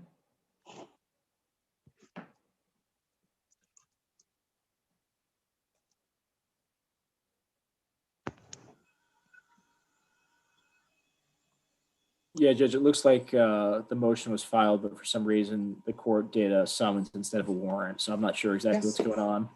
Yes, Norma, he needs an attorney appointed to him because he has a motion to revoke and it's related to his fees. You have not paid your fees, Mr. Garza. That's the issue. Yes, that was the issue that we were having. During this whole pandemic thing, I lost a lot of hours. I've only been working 25 to 30 hours a week. Here's the thing, you've been on probation since 2017 and you've only paid $858. Do the math, Mhm. right? Yes. So, Norma, he'll need an attorney appointed to him. Okay.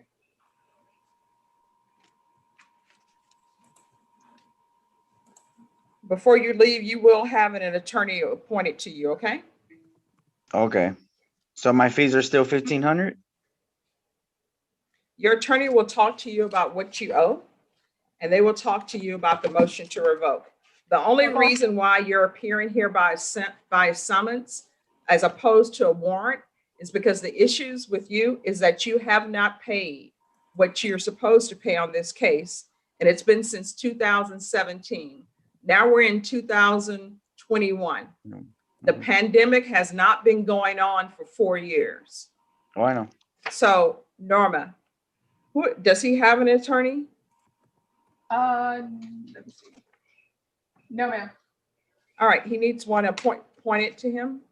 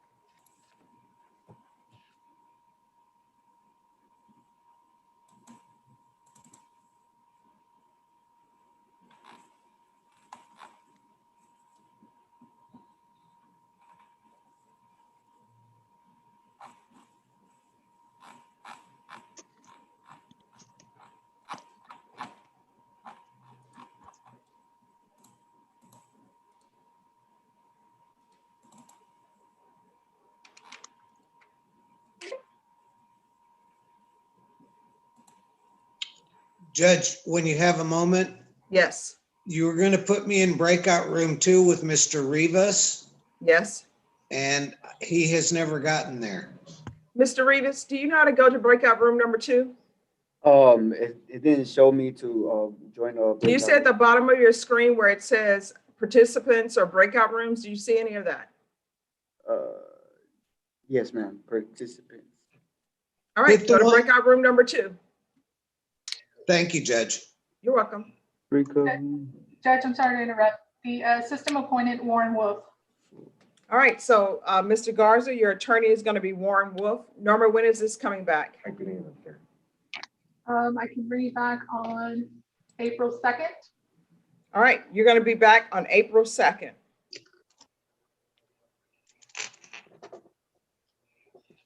Norma, do you have the phone number for Warren Wolf for Mr. Garza, please? Area code 210-225-0055. Judge, can I see you in a breakout room real quick? Just one moment. Mr. Garza, did you get that number? 210-225-0055. Is that the number? Yes, All right. sir. We will see you don't- back here on April 2nd. Judge, At don't what let time? me go yet. Judge, don't let me go yet. Please. Hold All right, Mr. Garza, just wait a moment. Mr. Rivas, are you able to go to the breakout room? I couldn't find it. It doesn't say a breakout room on the participants. What does it say? Oh, it just shows everybody's names. That's about it. Do you see where it says more? Judge, No. I'll get a deputy to help you. Can you check your chat? Yes. No, ma'am. All right, Mr. Rivas, I'm going to send you to I'm in court. No, I'm still sorry. sending you number 3. Do you see that?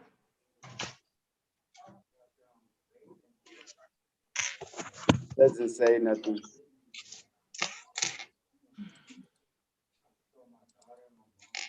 All right. Go to the bottom of the screen. Yes, ma'am. What is listed at the bottom of your screen? It says participants, it says 18, and then it says chat, share screen, record, back room, and reaction. No, that says breakout room. Click on that. Okay. And what do you see? Join, okay. All right, well, go there, please.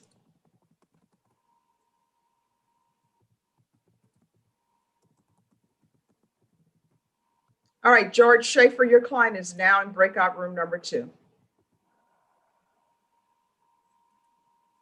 Norma, if you want to meet me in number 4, I'll be in number 4. Judge, I sent you a chat. I saw the chat. Do you still need Mr. Garza here? No, that just pertains to him. Do you want me to just reset it?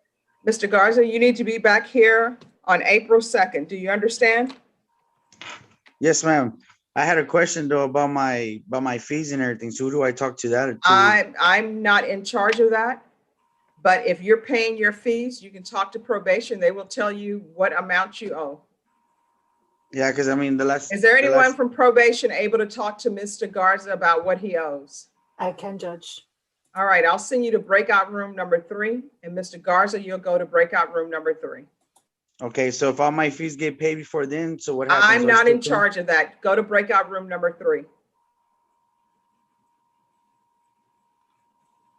James Toshi. Yes, ma'am. Good morning, Judge. Good morning. Who do you have? Mr. Richard Blanco, continuation of our. Time out. Dorothy Garcia, you are being removed from this Zoom. I don't know why you think you can come on here and smoke. So that witness is not here. Yes.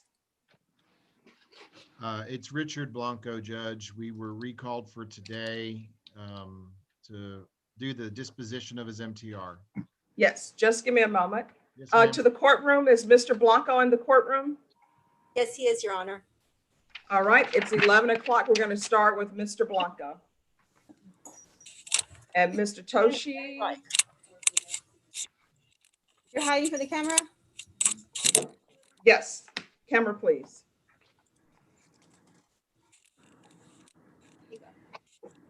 Make sure you speak out loudly that they're able to hear you, okay? May I speak with Toshi real quick? Yes. I'll send you to breakout room number 4. Fine, Judge. And courtroom, if you could go to breakout room number 4, please. Yes, Judge. Dorothy Garcia, unmute yourself. Oh, unmute. Oh, here it is. Hello? I'm here. Hello. Hi. I don't know if you're aware of this, but you're not allowed to smoke in a courtroom. Do you understand? Yes. And you were smoking on screen, and this court does not allow that. Do you understand? Yes, ma'am. And if there is another incident of inappropriate behavior on this screen, you will be removed from the screen. Do you understand? Yes, ma'am. Now, your son's attorney is speaking to your son in a breakout room. So wait patiently, and he will be on the screen shortly. Okay, yeah.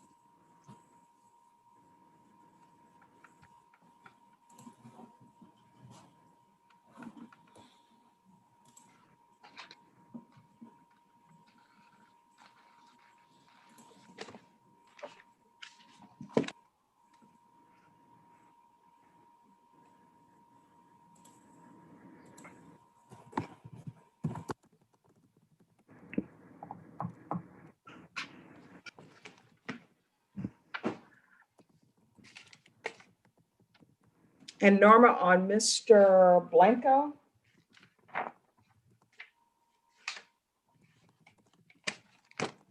I need a copy. I already know Mr. Blanco said he won't sign it, but I'll need a copy of the defendant consent to appear by Zoom. And I'll also need copies of the trial court certification of defendant's rights to appeal. Yes, ma'am. And however it needs to be pushed through that the defendant won't sign, I need it pushed through.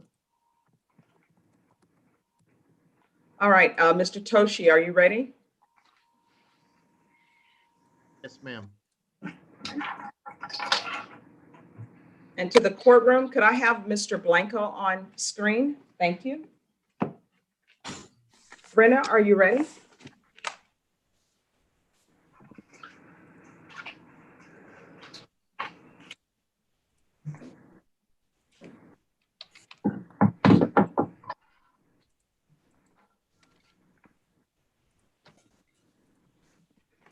All right, the court is calling.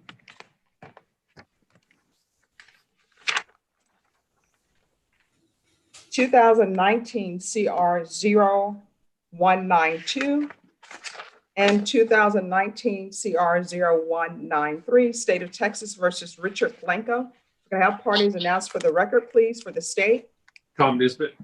For the defense? Mr. Toshi, we cannot hear you. How about now? Yes. Okay. So for the defense? James Tochi, Judge. All right, we're proceeding by video because of the pandemic. Any objection from the state? None. Any objection from the defense? No, ma'am. And for the record, this hearing was actually scheduled for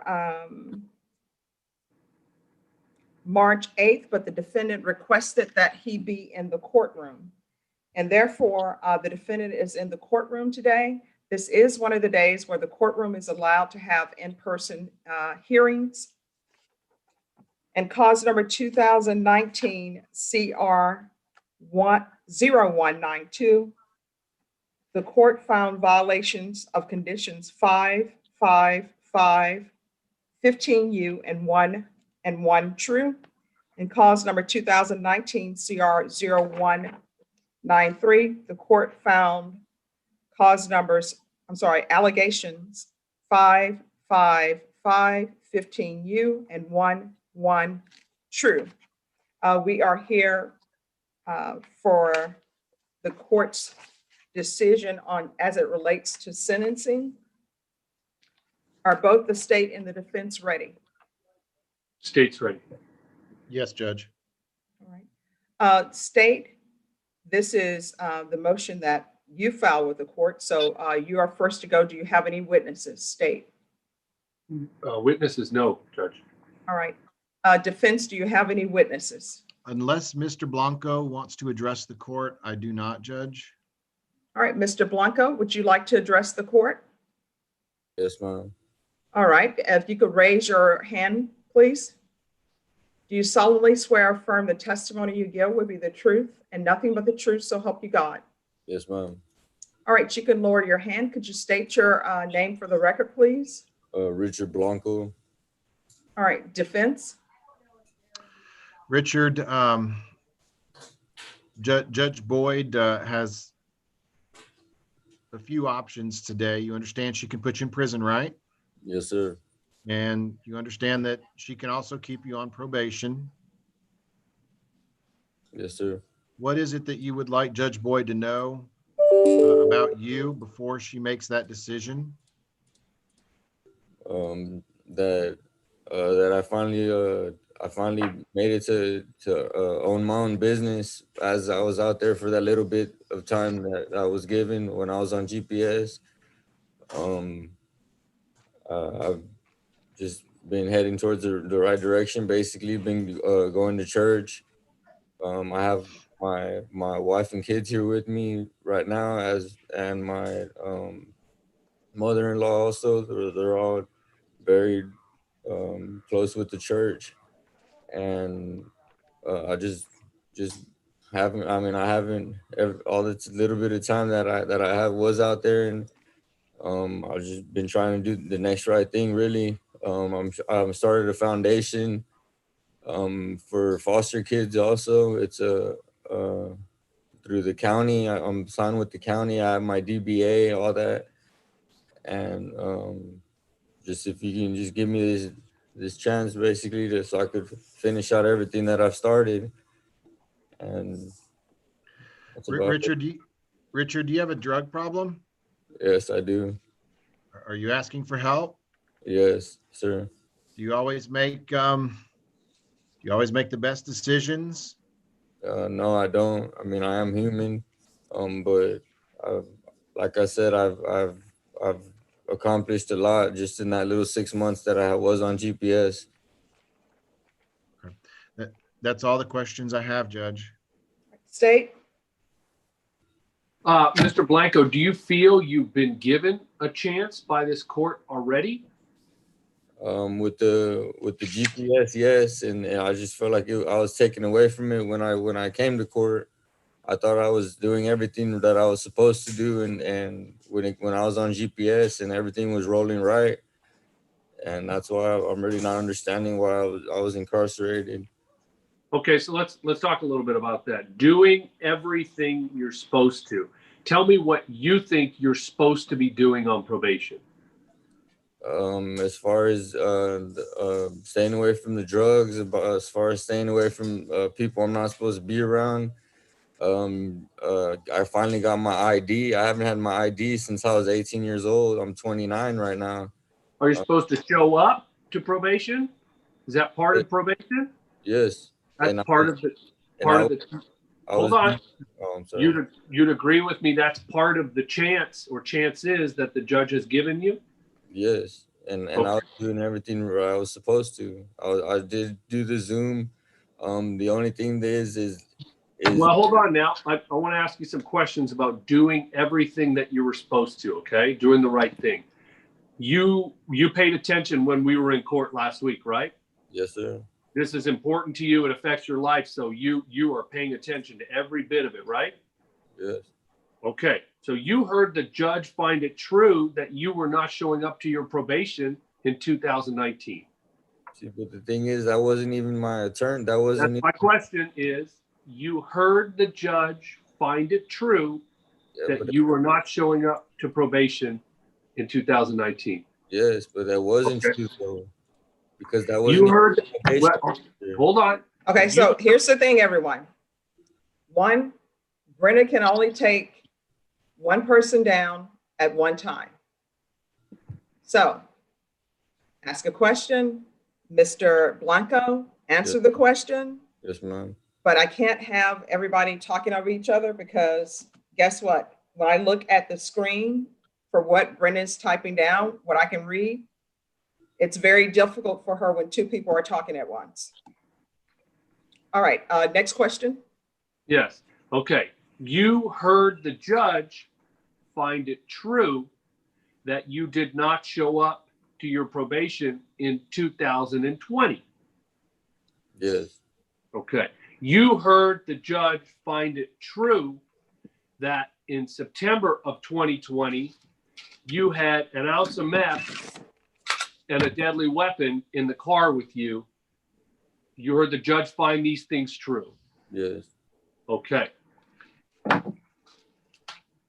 And somebody who is doing everything they're supposed to on probation, we at least agree, is supposed to show up and not get caught with dope and guns. We can agree on that, right? Yes. All right. Now, I want to talk to you a little bit more about chances. When you got put on probation in both of these cases, they happened on different days. Back in, was it 2018? The UUMV and the drug case that you're on probation for, they're from two separate days, right? Yes. Okay. And back in 2018, those weren't the only cases you caught, were they? I'm really not sure. Okay. Did you have a tampering with evidence in October of 2018 that was dismissed with these pleas? I don't know. Okay. Did you have an escape from felony custody or correctional facility August of 2018 that was a part of these pleas? No, not that I know Okay. Would it surprise you that I'm reading your record and you did?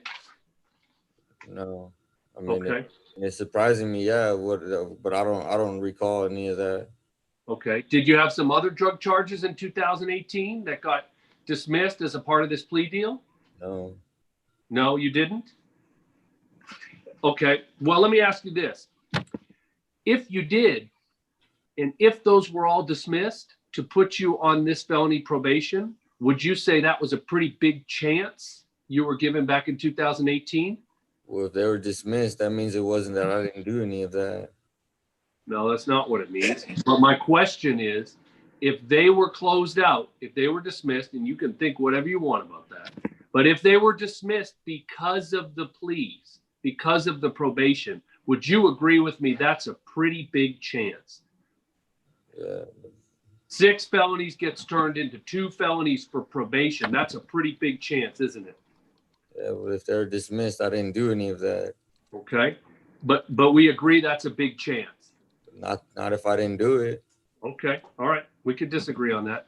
And that if you're on that chance, doing the right thing is showing up to probation and staying out of trouble. We agreed on that, right? Yeah. All right.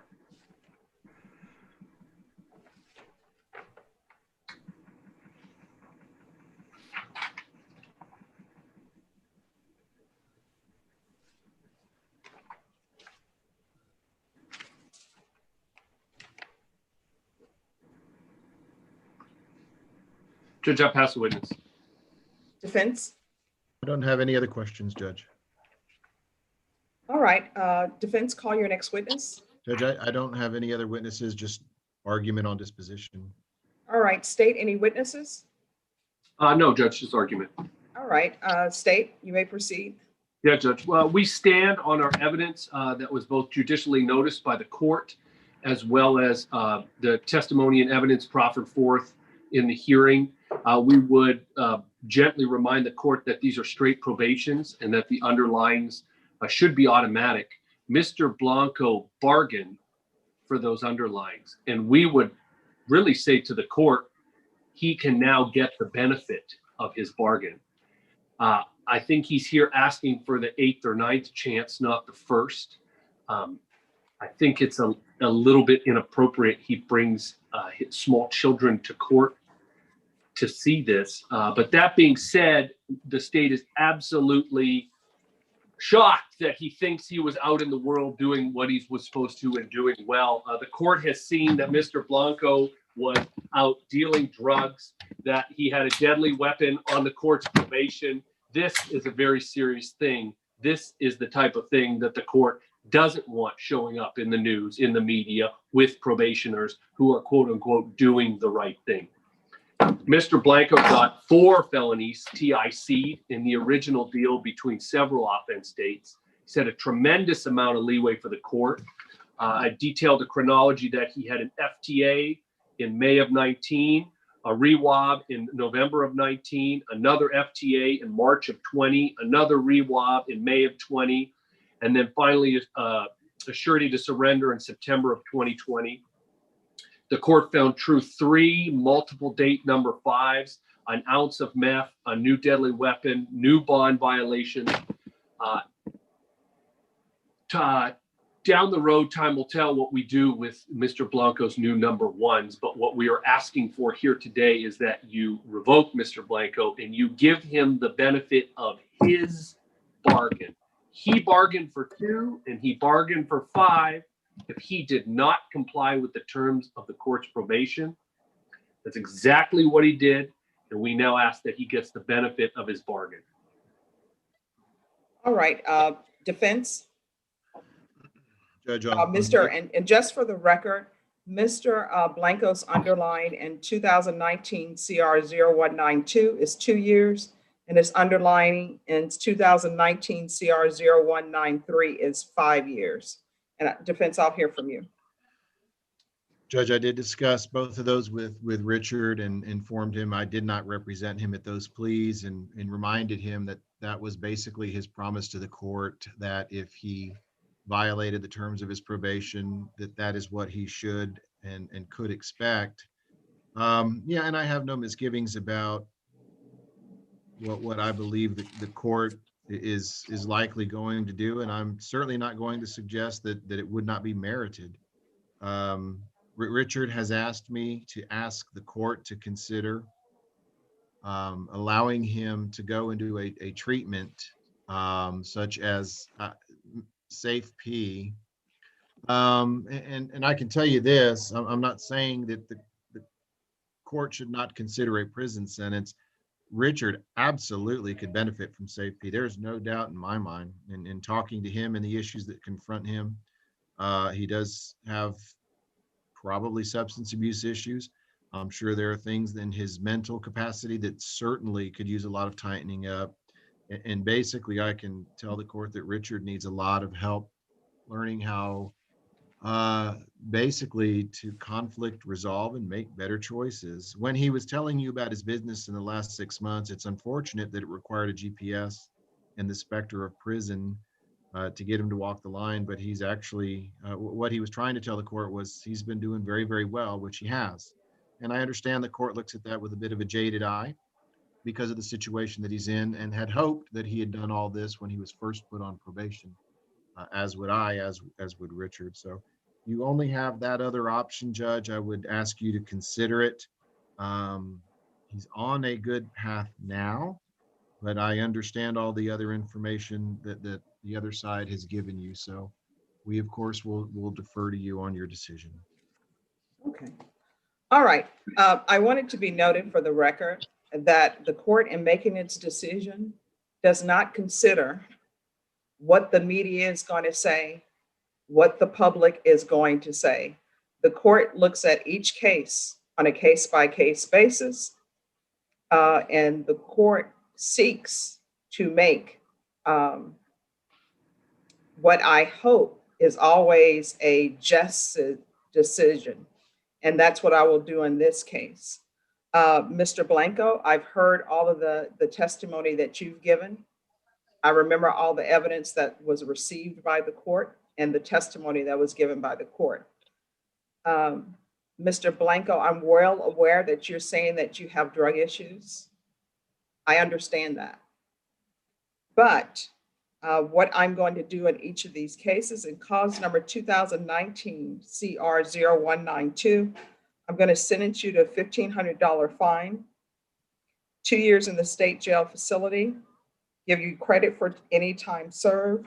This will run concurrent with 2019 CR 0193. Time and money will run concurrent.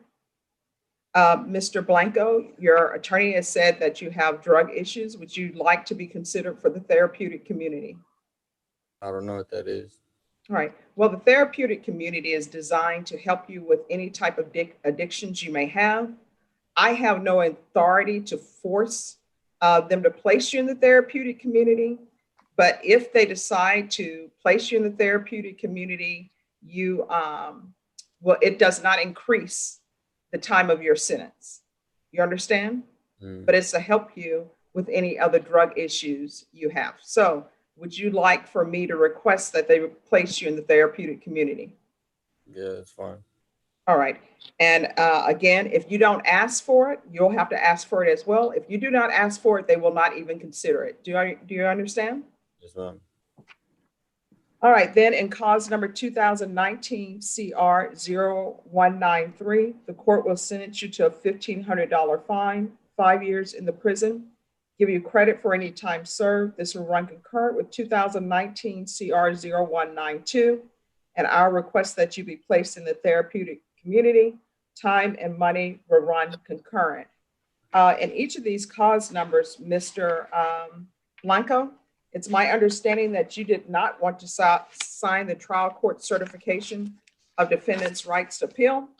So I have been given a copy of both, and I will write here that you refuse to sign.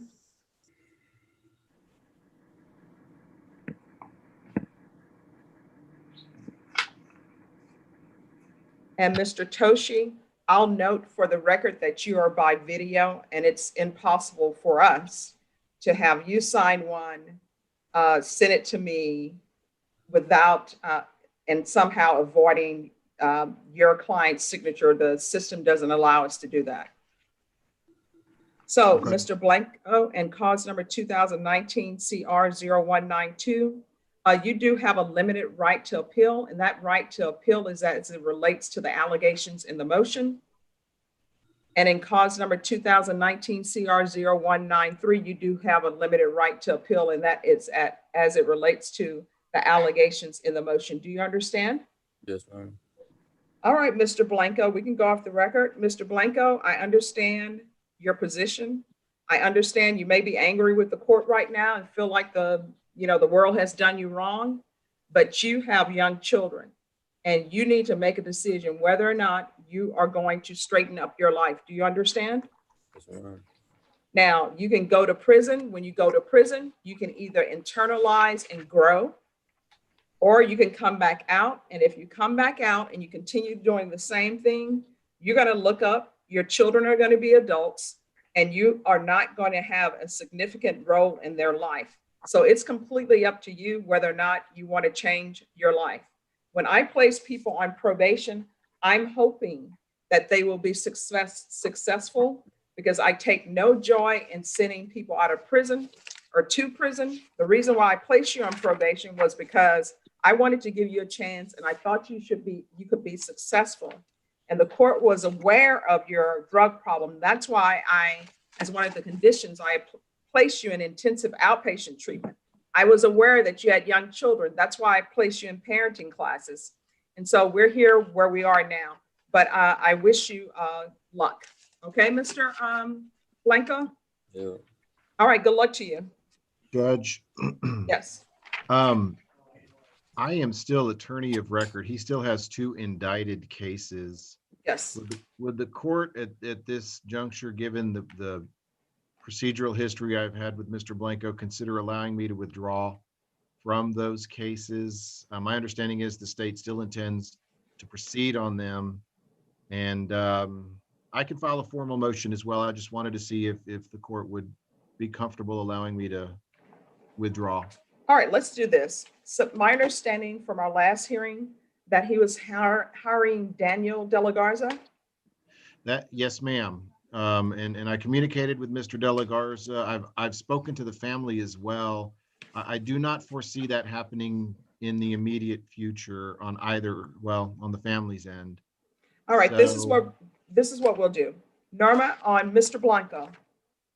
Yes, ma'am. Can you recall this for the week of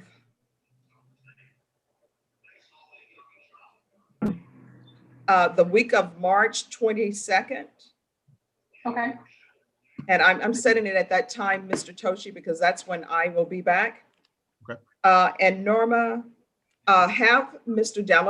Daniel De La Garza appear so we can see if he's going to be his new attorney. If not, Mr. Toshi, of course, I'll consider your motion to withdraw, and based upon what has been discussed by yourself and by the state, that will end up being granted. But I don't want Mr. Blanco to be at a point where he doesn't have an attorney with pending cases. Understood. I can do the 26th. Tochi, are you available on the 26th? 26th? Yes, I am, Norma. It's a Friday. Okay, we'll do. All right. Alrighty. Thank y'all. Thank you. You're excused. Thank you, Judge. All right. Do I have has the other person been sworn in? Mr. Schaefer's client? No, Judge. I have a question. Okay. Is there a reason he hasn't been sworn in? I just got the paperwork in now, so I can swear him in right now. All right. Who is the who is it? Is it Mr. Garza? Yes, ma'am. All right. Am I free to go? Who are you swearing in? No, Judge, it's Rivas. I'm not. All right. Let me see where Mr. Rivas, can you raise your right hand? And you are Victor Rivas, the defendant listed in this case? Yes, sir. Okay, so I have here with me the court admonishments as well as the court stipulations. Did your attorney explain these documents to you, and is everything listed true and correct to the best of your knowledge? Yes, sir. It's also your desire to enter into a plea today and waive your right to a jury trial? Yes, sir. Okay, thank you, sir. You can go ahead and put your hand down now. All right, and Mr. Raymond Martinez, you have Mr. Cavazos. Yes, Your Honor. All right, where's Mr. Cavazos? He was on, Judge. He told me his device was dying. He went to get the charger. He's going to log right back on as soon as he charged it back up. Okay, all right, the court has a meeting at noon, so I'm going to be breaking at noon. Judge, can we, I guess, talk to you about that one before he comes Yes. on? I don't know from Ray what exactly their conversation led to. This is a case where the plea deadline did expire. However, negotiations continued and a new offer was relayed. So we were going to ask the court if they'd consider extending the plea deadline to today. Obviously, it's not relevant if he doesn't want to take the plea, but if he does, we would ask whether the court would consider taking that today. All right, and David Woodard, I sent you to a breakout room with Mr. Vega. David Woodard, if you'll go to breakout room number 1, and Mr. Vega, if you'll go to 1. All right, and everyone just give me a break. We're going to see when Mr. Martinez's client zooms in. And Judge, while we're waiting, he is going to take the offer the state made today. Okay, all right, thank you. Judge, can you send me and Ray to a breakout room? Yes, Me too, please. yes. I Nah, sent she you doesn't on need to to go. breakout room number 2.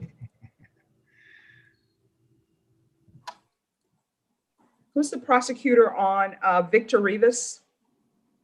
Go, Ray, Judge. Okay, thank you.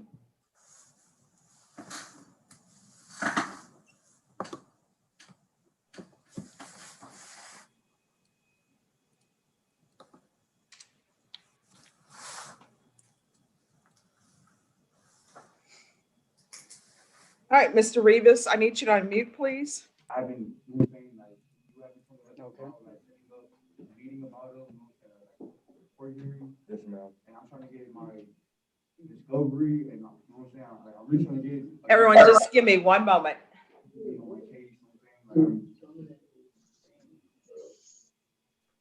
Well,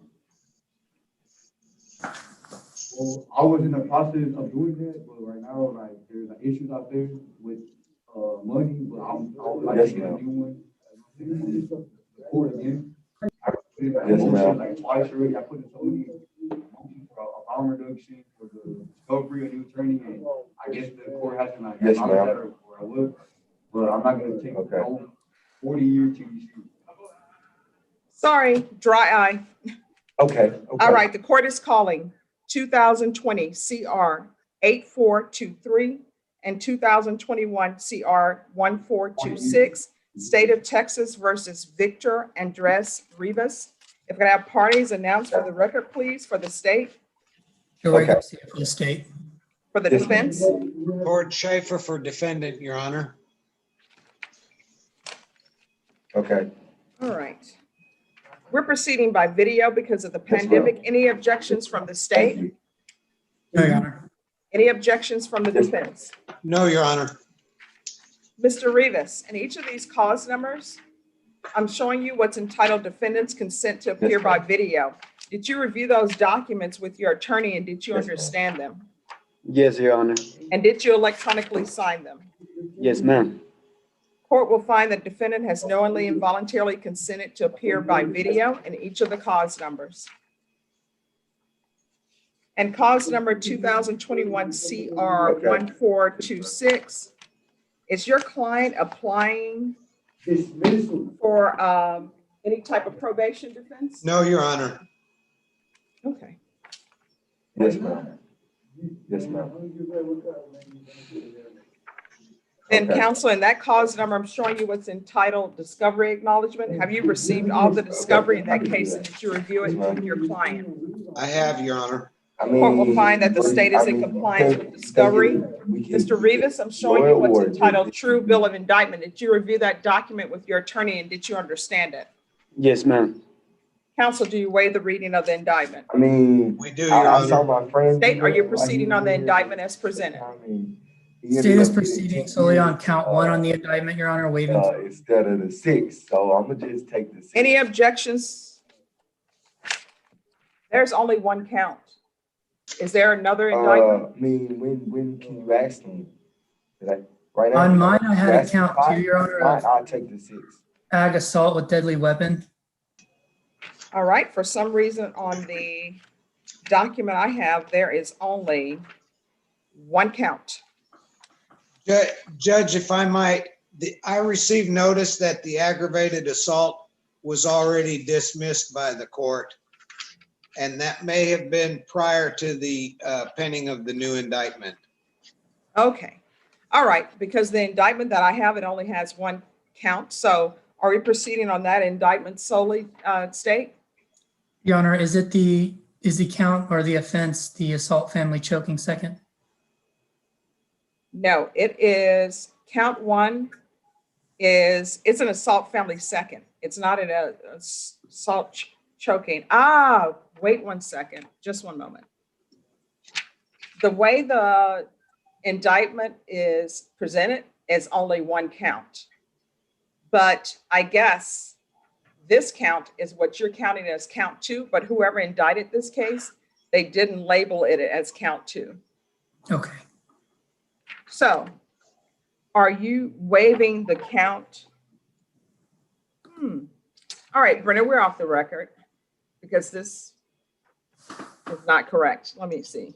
Yeah, no, Judge, count one is an assault family choking second offense. It's just in our system, whoever did the indictment had put in an aggravated assault count, but never, I guess, bothered to take it out of the system. So, but they took it out of the indictment that they presented. So there's actually not an aggravated assault count. So it's just, okay. So it's just an assault choking, and that second little paragraph is the enhancement, making it a second degree, an assault choking second. All right, thank you. So there is no aggravated assault. That's what I've been trying to say, Judge. Yeah, he did. He said he's been trying to say that, Brenna, but he's been quiet.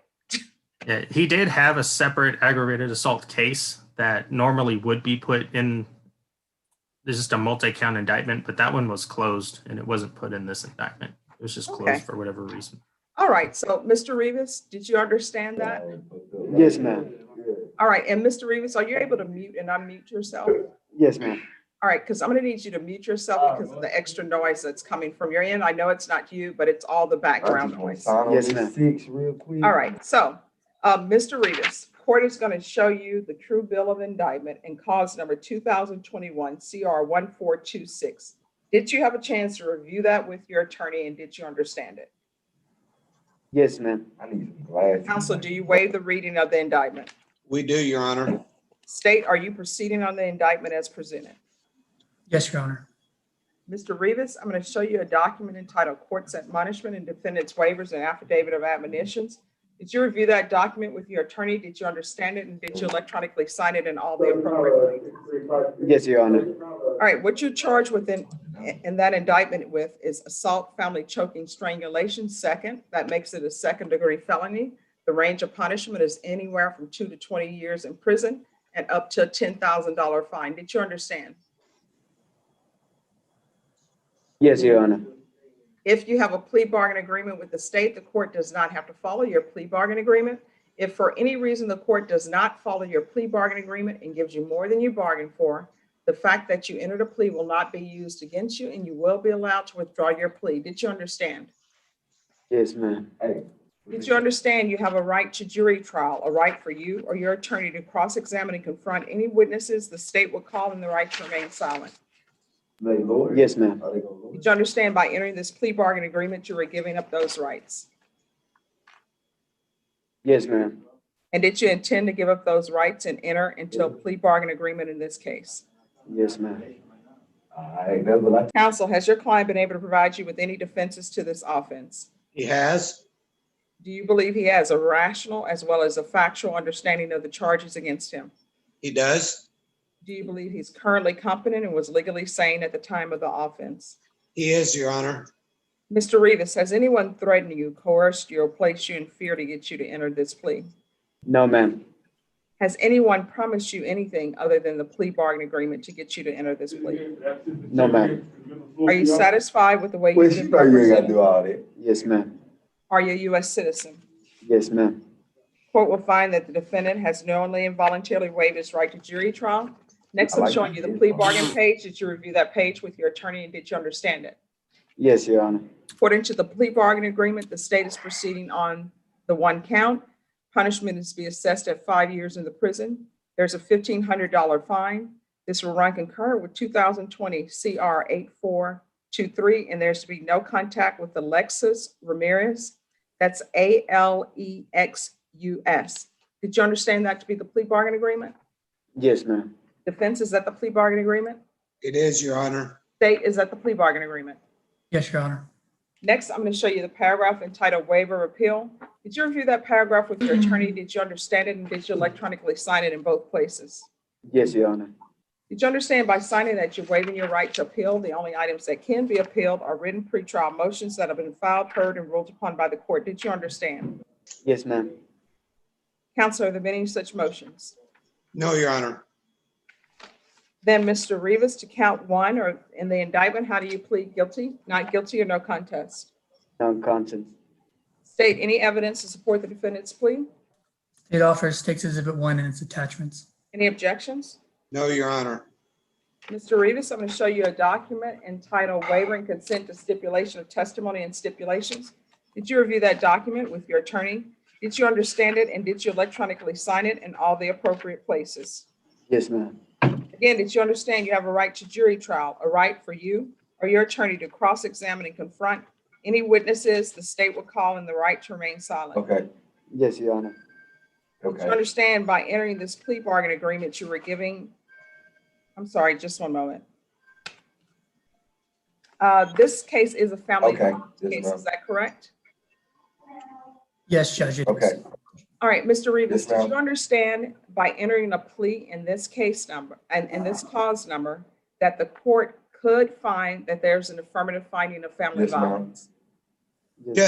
Judge, if we might address that, I spoke with the prosecutor on this case. The state had filed a motion requesting that. It is my belief that the state is going to withdraw a ruling on that. Judge, that would be a finding of a deadly weapon. The family violence one, I believe, is if there's evidence of family violence, it's a shall find. Yes, it is. And that was my fault. I did not put it on the plea paperwork. No problem. Do you need to speak with your client about the meaning of the affirmative finding of family violence? No, Your Honor, we've already spoken about that, and he understands that the state was withdrawing that request. No, the court had, if it's an affirmative finding, I mean, if it's a family violence case and the court finds that it's a family violence case, then the court must find that there's an affirmative finding of family violence. Okay. So did you want to speak to your client about the affirmative finding of family violence? No, Your Honor. All right, Mr. Rivas, you've entered into a plea bargain with the state, correct? Yes, ma'am. All right, this is what I need to let you know that I didn't let you know beforehand. If the court finds that there is sufficient evidence that this was a family violence case, then the court will find an affirmative finding of family violence. Do you understand? Yes, ma'am. Do you understand with an affirmative finding of family violence that you are not allowed to own or possess any weapons or ammunitions? Yes, ma'am. Do you understand with an affirmative finding of family violence, you're not allowed to be designated as primary custodial parent? Yes, Your Honor. Then knowing that, did you understand that to be the entirety of your plea bargain agreement with the state? Yes, ma'am. All right. Then we're going to start over. Then to count one, how do you plead? Guilty, not guilty, or no contest? No contest. State, do you have any evidence to support the defendant's no contest plea? State offers takes Exhibit 1 and its attachments. Any objections? No, Your Honor. Mr. Rivas, I'm going to show you a document again. It's called Waiver and Consent to Stipulation of Testimony and Stipulations. Did you review that document with your attorney? Did you understand it, and did you electronically sign it in all the appropriate places? Yes, ma'am. Again, did you understand you have a right to jury trial, a right for you or your attorney to cross-examine and confront any witnesses the state will call, and the right to remain silent? Yes, Your Honor. Did you understand that today the state will be presenting evidence in the form of witnesses' statements and police reports, but most importantly, there will be no live testimony? Did you understand? Yes, Your Honor. The court will find the defendant has knowingly and voluntarily waived and consented to stipulation of testimony and stipulations. The court will accept into evidence states exhibits 1 and attachments, and the court will review the same.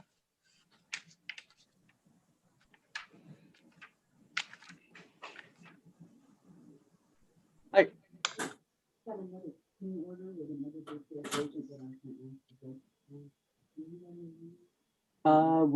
We're in the middle of a hearing right now. Could you make sure you mute yourself, please? Mr. Rivas? Yes, Thank ma'am. you.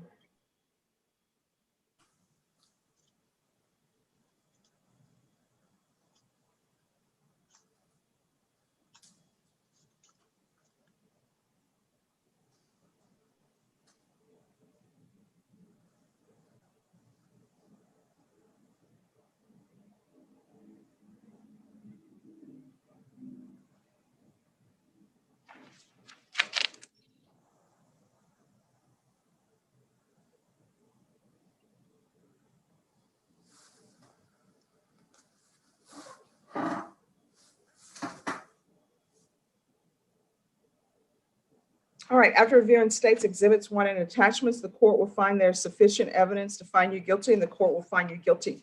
Are you proceeding with sentencing? Yes, Your Honor. Is there anything you wish to say on behalf of your client? Judge, we've made a plea agreement with the state. We would ask the court to follow the agreement, of course. All right, then the There court, is yes, I'm sorry. There No, go is ahead. There is, of course, a request. He's got this case and the MTR case that we're also going to do. And we'd ask that he get credit for all time served and that they run concurrent with one another. All right, Mr. Rivas, the court will follow your agreement, sentence you to 5 years in the prison, a $1,500 fine. This will run concurrent with 2020 CR 8423. There's to be no contact with Alexis Ramirez. There's an affirmative finding of family violence. You'll receive credit for any time served. Time and money will run concurrent. I'm going to show you a document entitled Trial Court Certification of Defendant's Rights to Appeal. Did you have a chance to review that document with your attorney? Did you understand it, and did you electronically sign it? Yes, Your Honor. Because this is a plea bargain agreement, because I followed your plea bargain agreement, and because you waive your right to appeal, you do not have the court's permission to appeal. Do you understand? Yes, ma'am. And because this is a felony conviction, and also because there's an affirmative finding of deadly weapon, you're not allowed to own or possess any weapons or ammunition. Do you understand? Yes, ma'am. Next, the court is going to proceed to cause number 2020 CR 8423, showing you what's entitled Motion to Enter Adjudication of Guilt and Revoke Community Supervision. Did you review that document with your attorney? Did you understand it? Yes, ma'am. Are you the same Victor Andres Rivas, who was placed on deferred adjudication in 2020 CR 8423 for the offense of assault family second offense on October 29th, 2020 for a period of 3 years? Is that you? Yes, ma'am. All right, state. Violated condition number 1 on or about the 13th day of December 2020 in Bexar County, Texas. The defendant, Victor Andres Rivas, committed the offense of assault in violation of condition number 1. How do you plead to that? True or not true? True. True. Thank you. Sure, here you are. And state, next, any other allegations? The state waives the remaining allegations. Any objections to the state's waivers? No, Your Honor.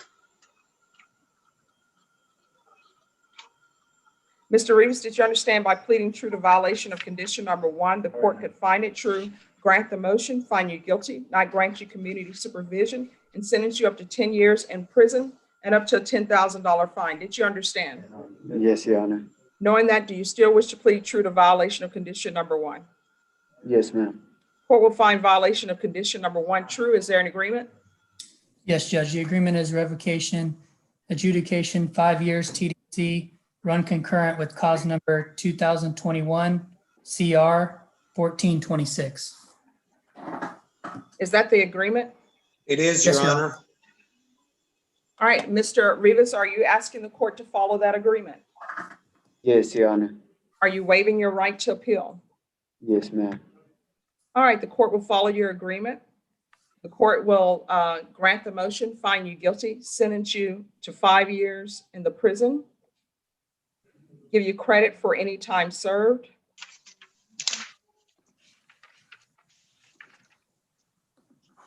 There is a $500 fine. There's an affirmative finding of family violence. Time and money will run concurrent. There's to be no contact with Alexis Ramirez. Is there anything else from either side with regards to sentencing? Judge, there is one other matter. Yes. When I was appointed, he was also charged with interference with an emergency telephone out of County Court number 5.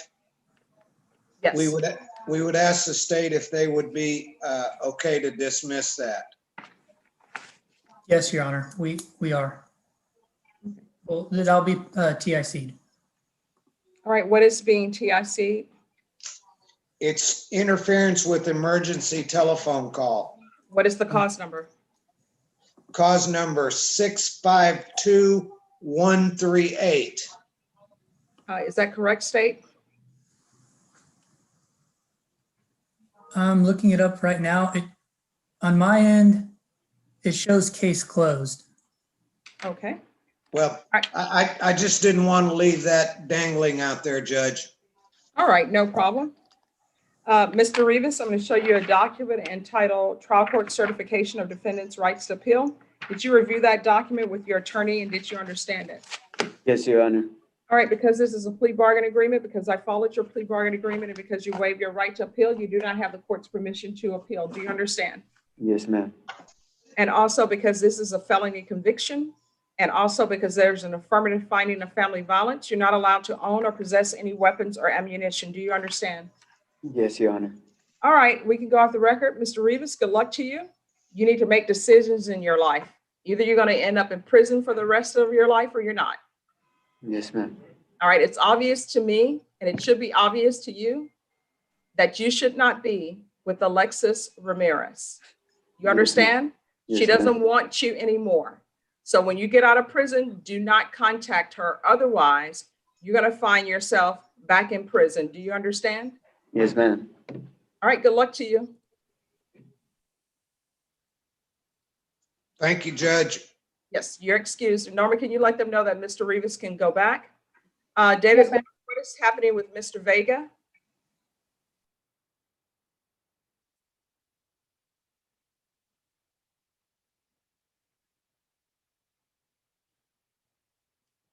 You're muted, David Woodard. What is happening with Mr. Vegas? Can you hear me, Judge? Yes. I received an offer from Marcus. I've conveyed that offer to my client and he's declined that offer. All right, Mr. Vega, could you unmute for me, please?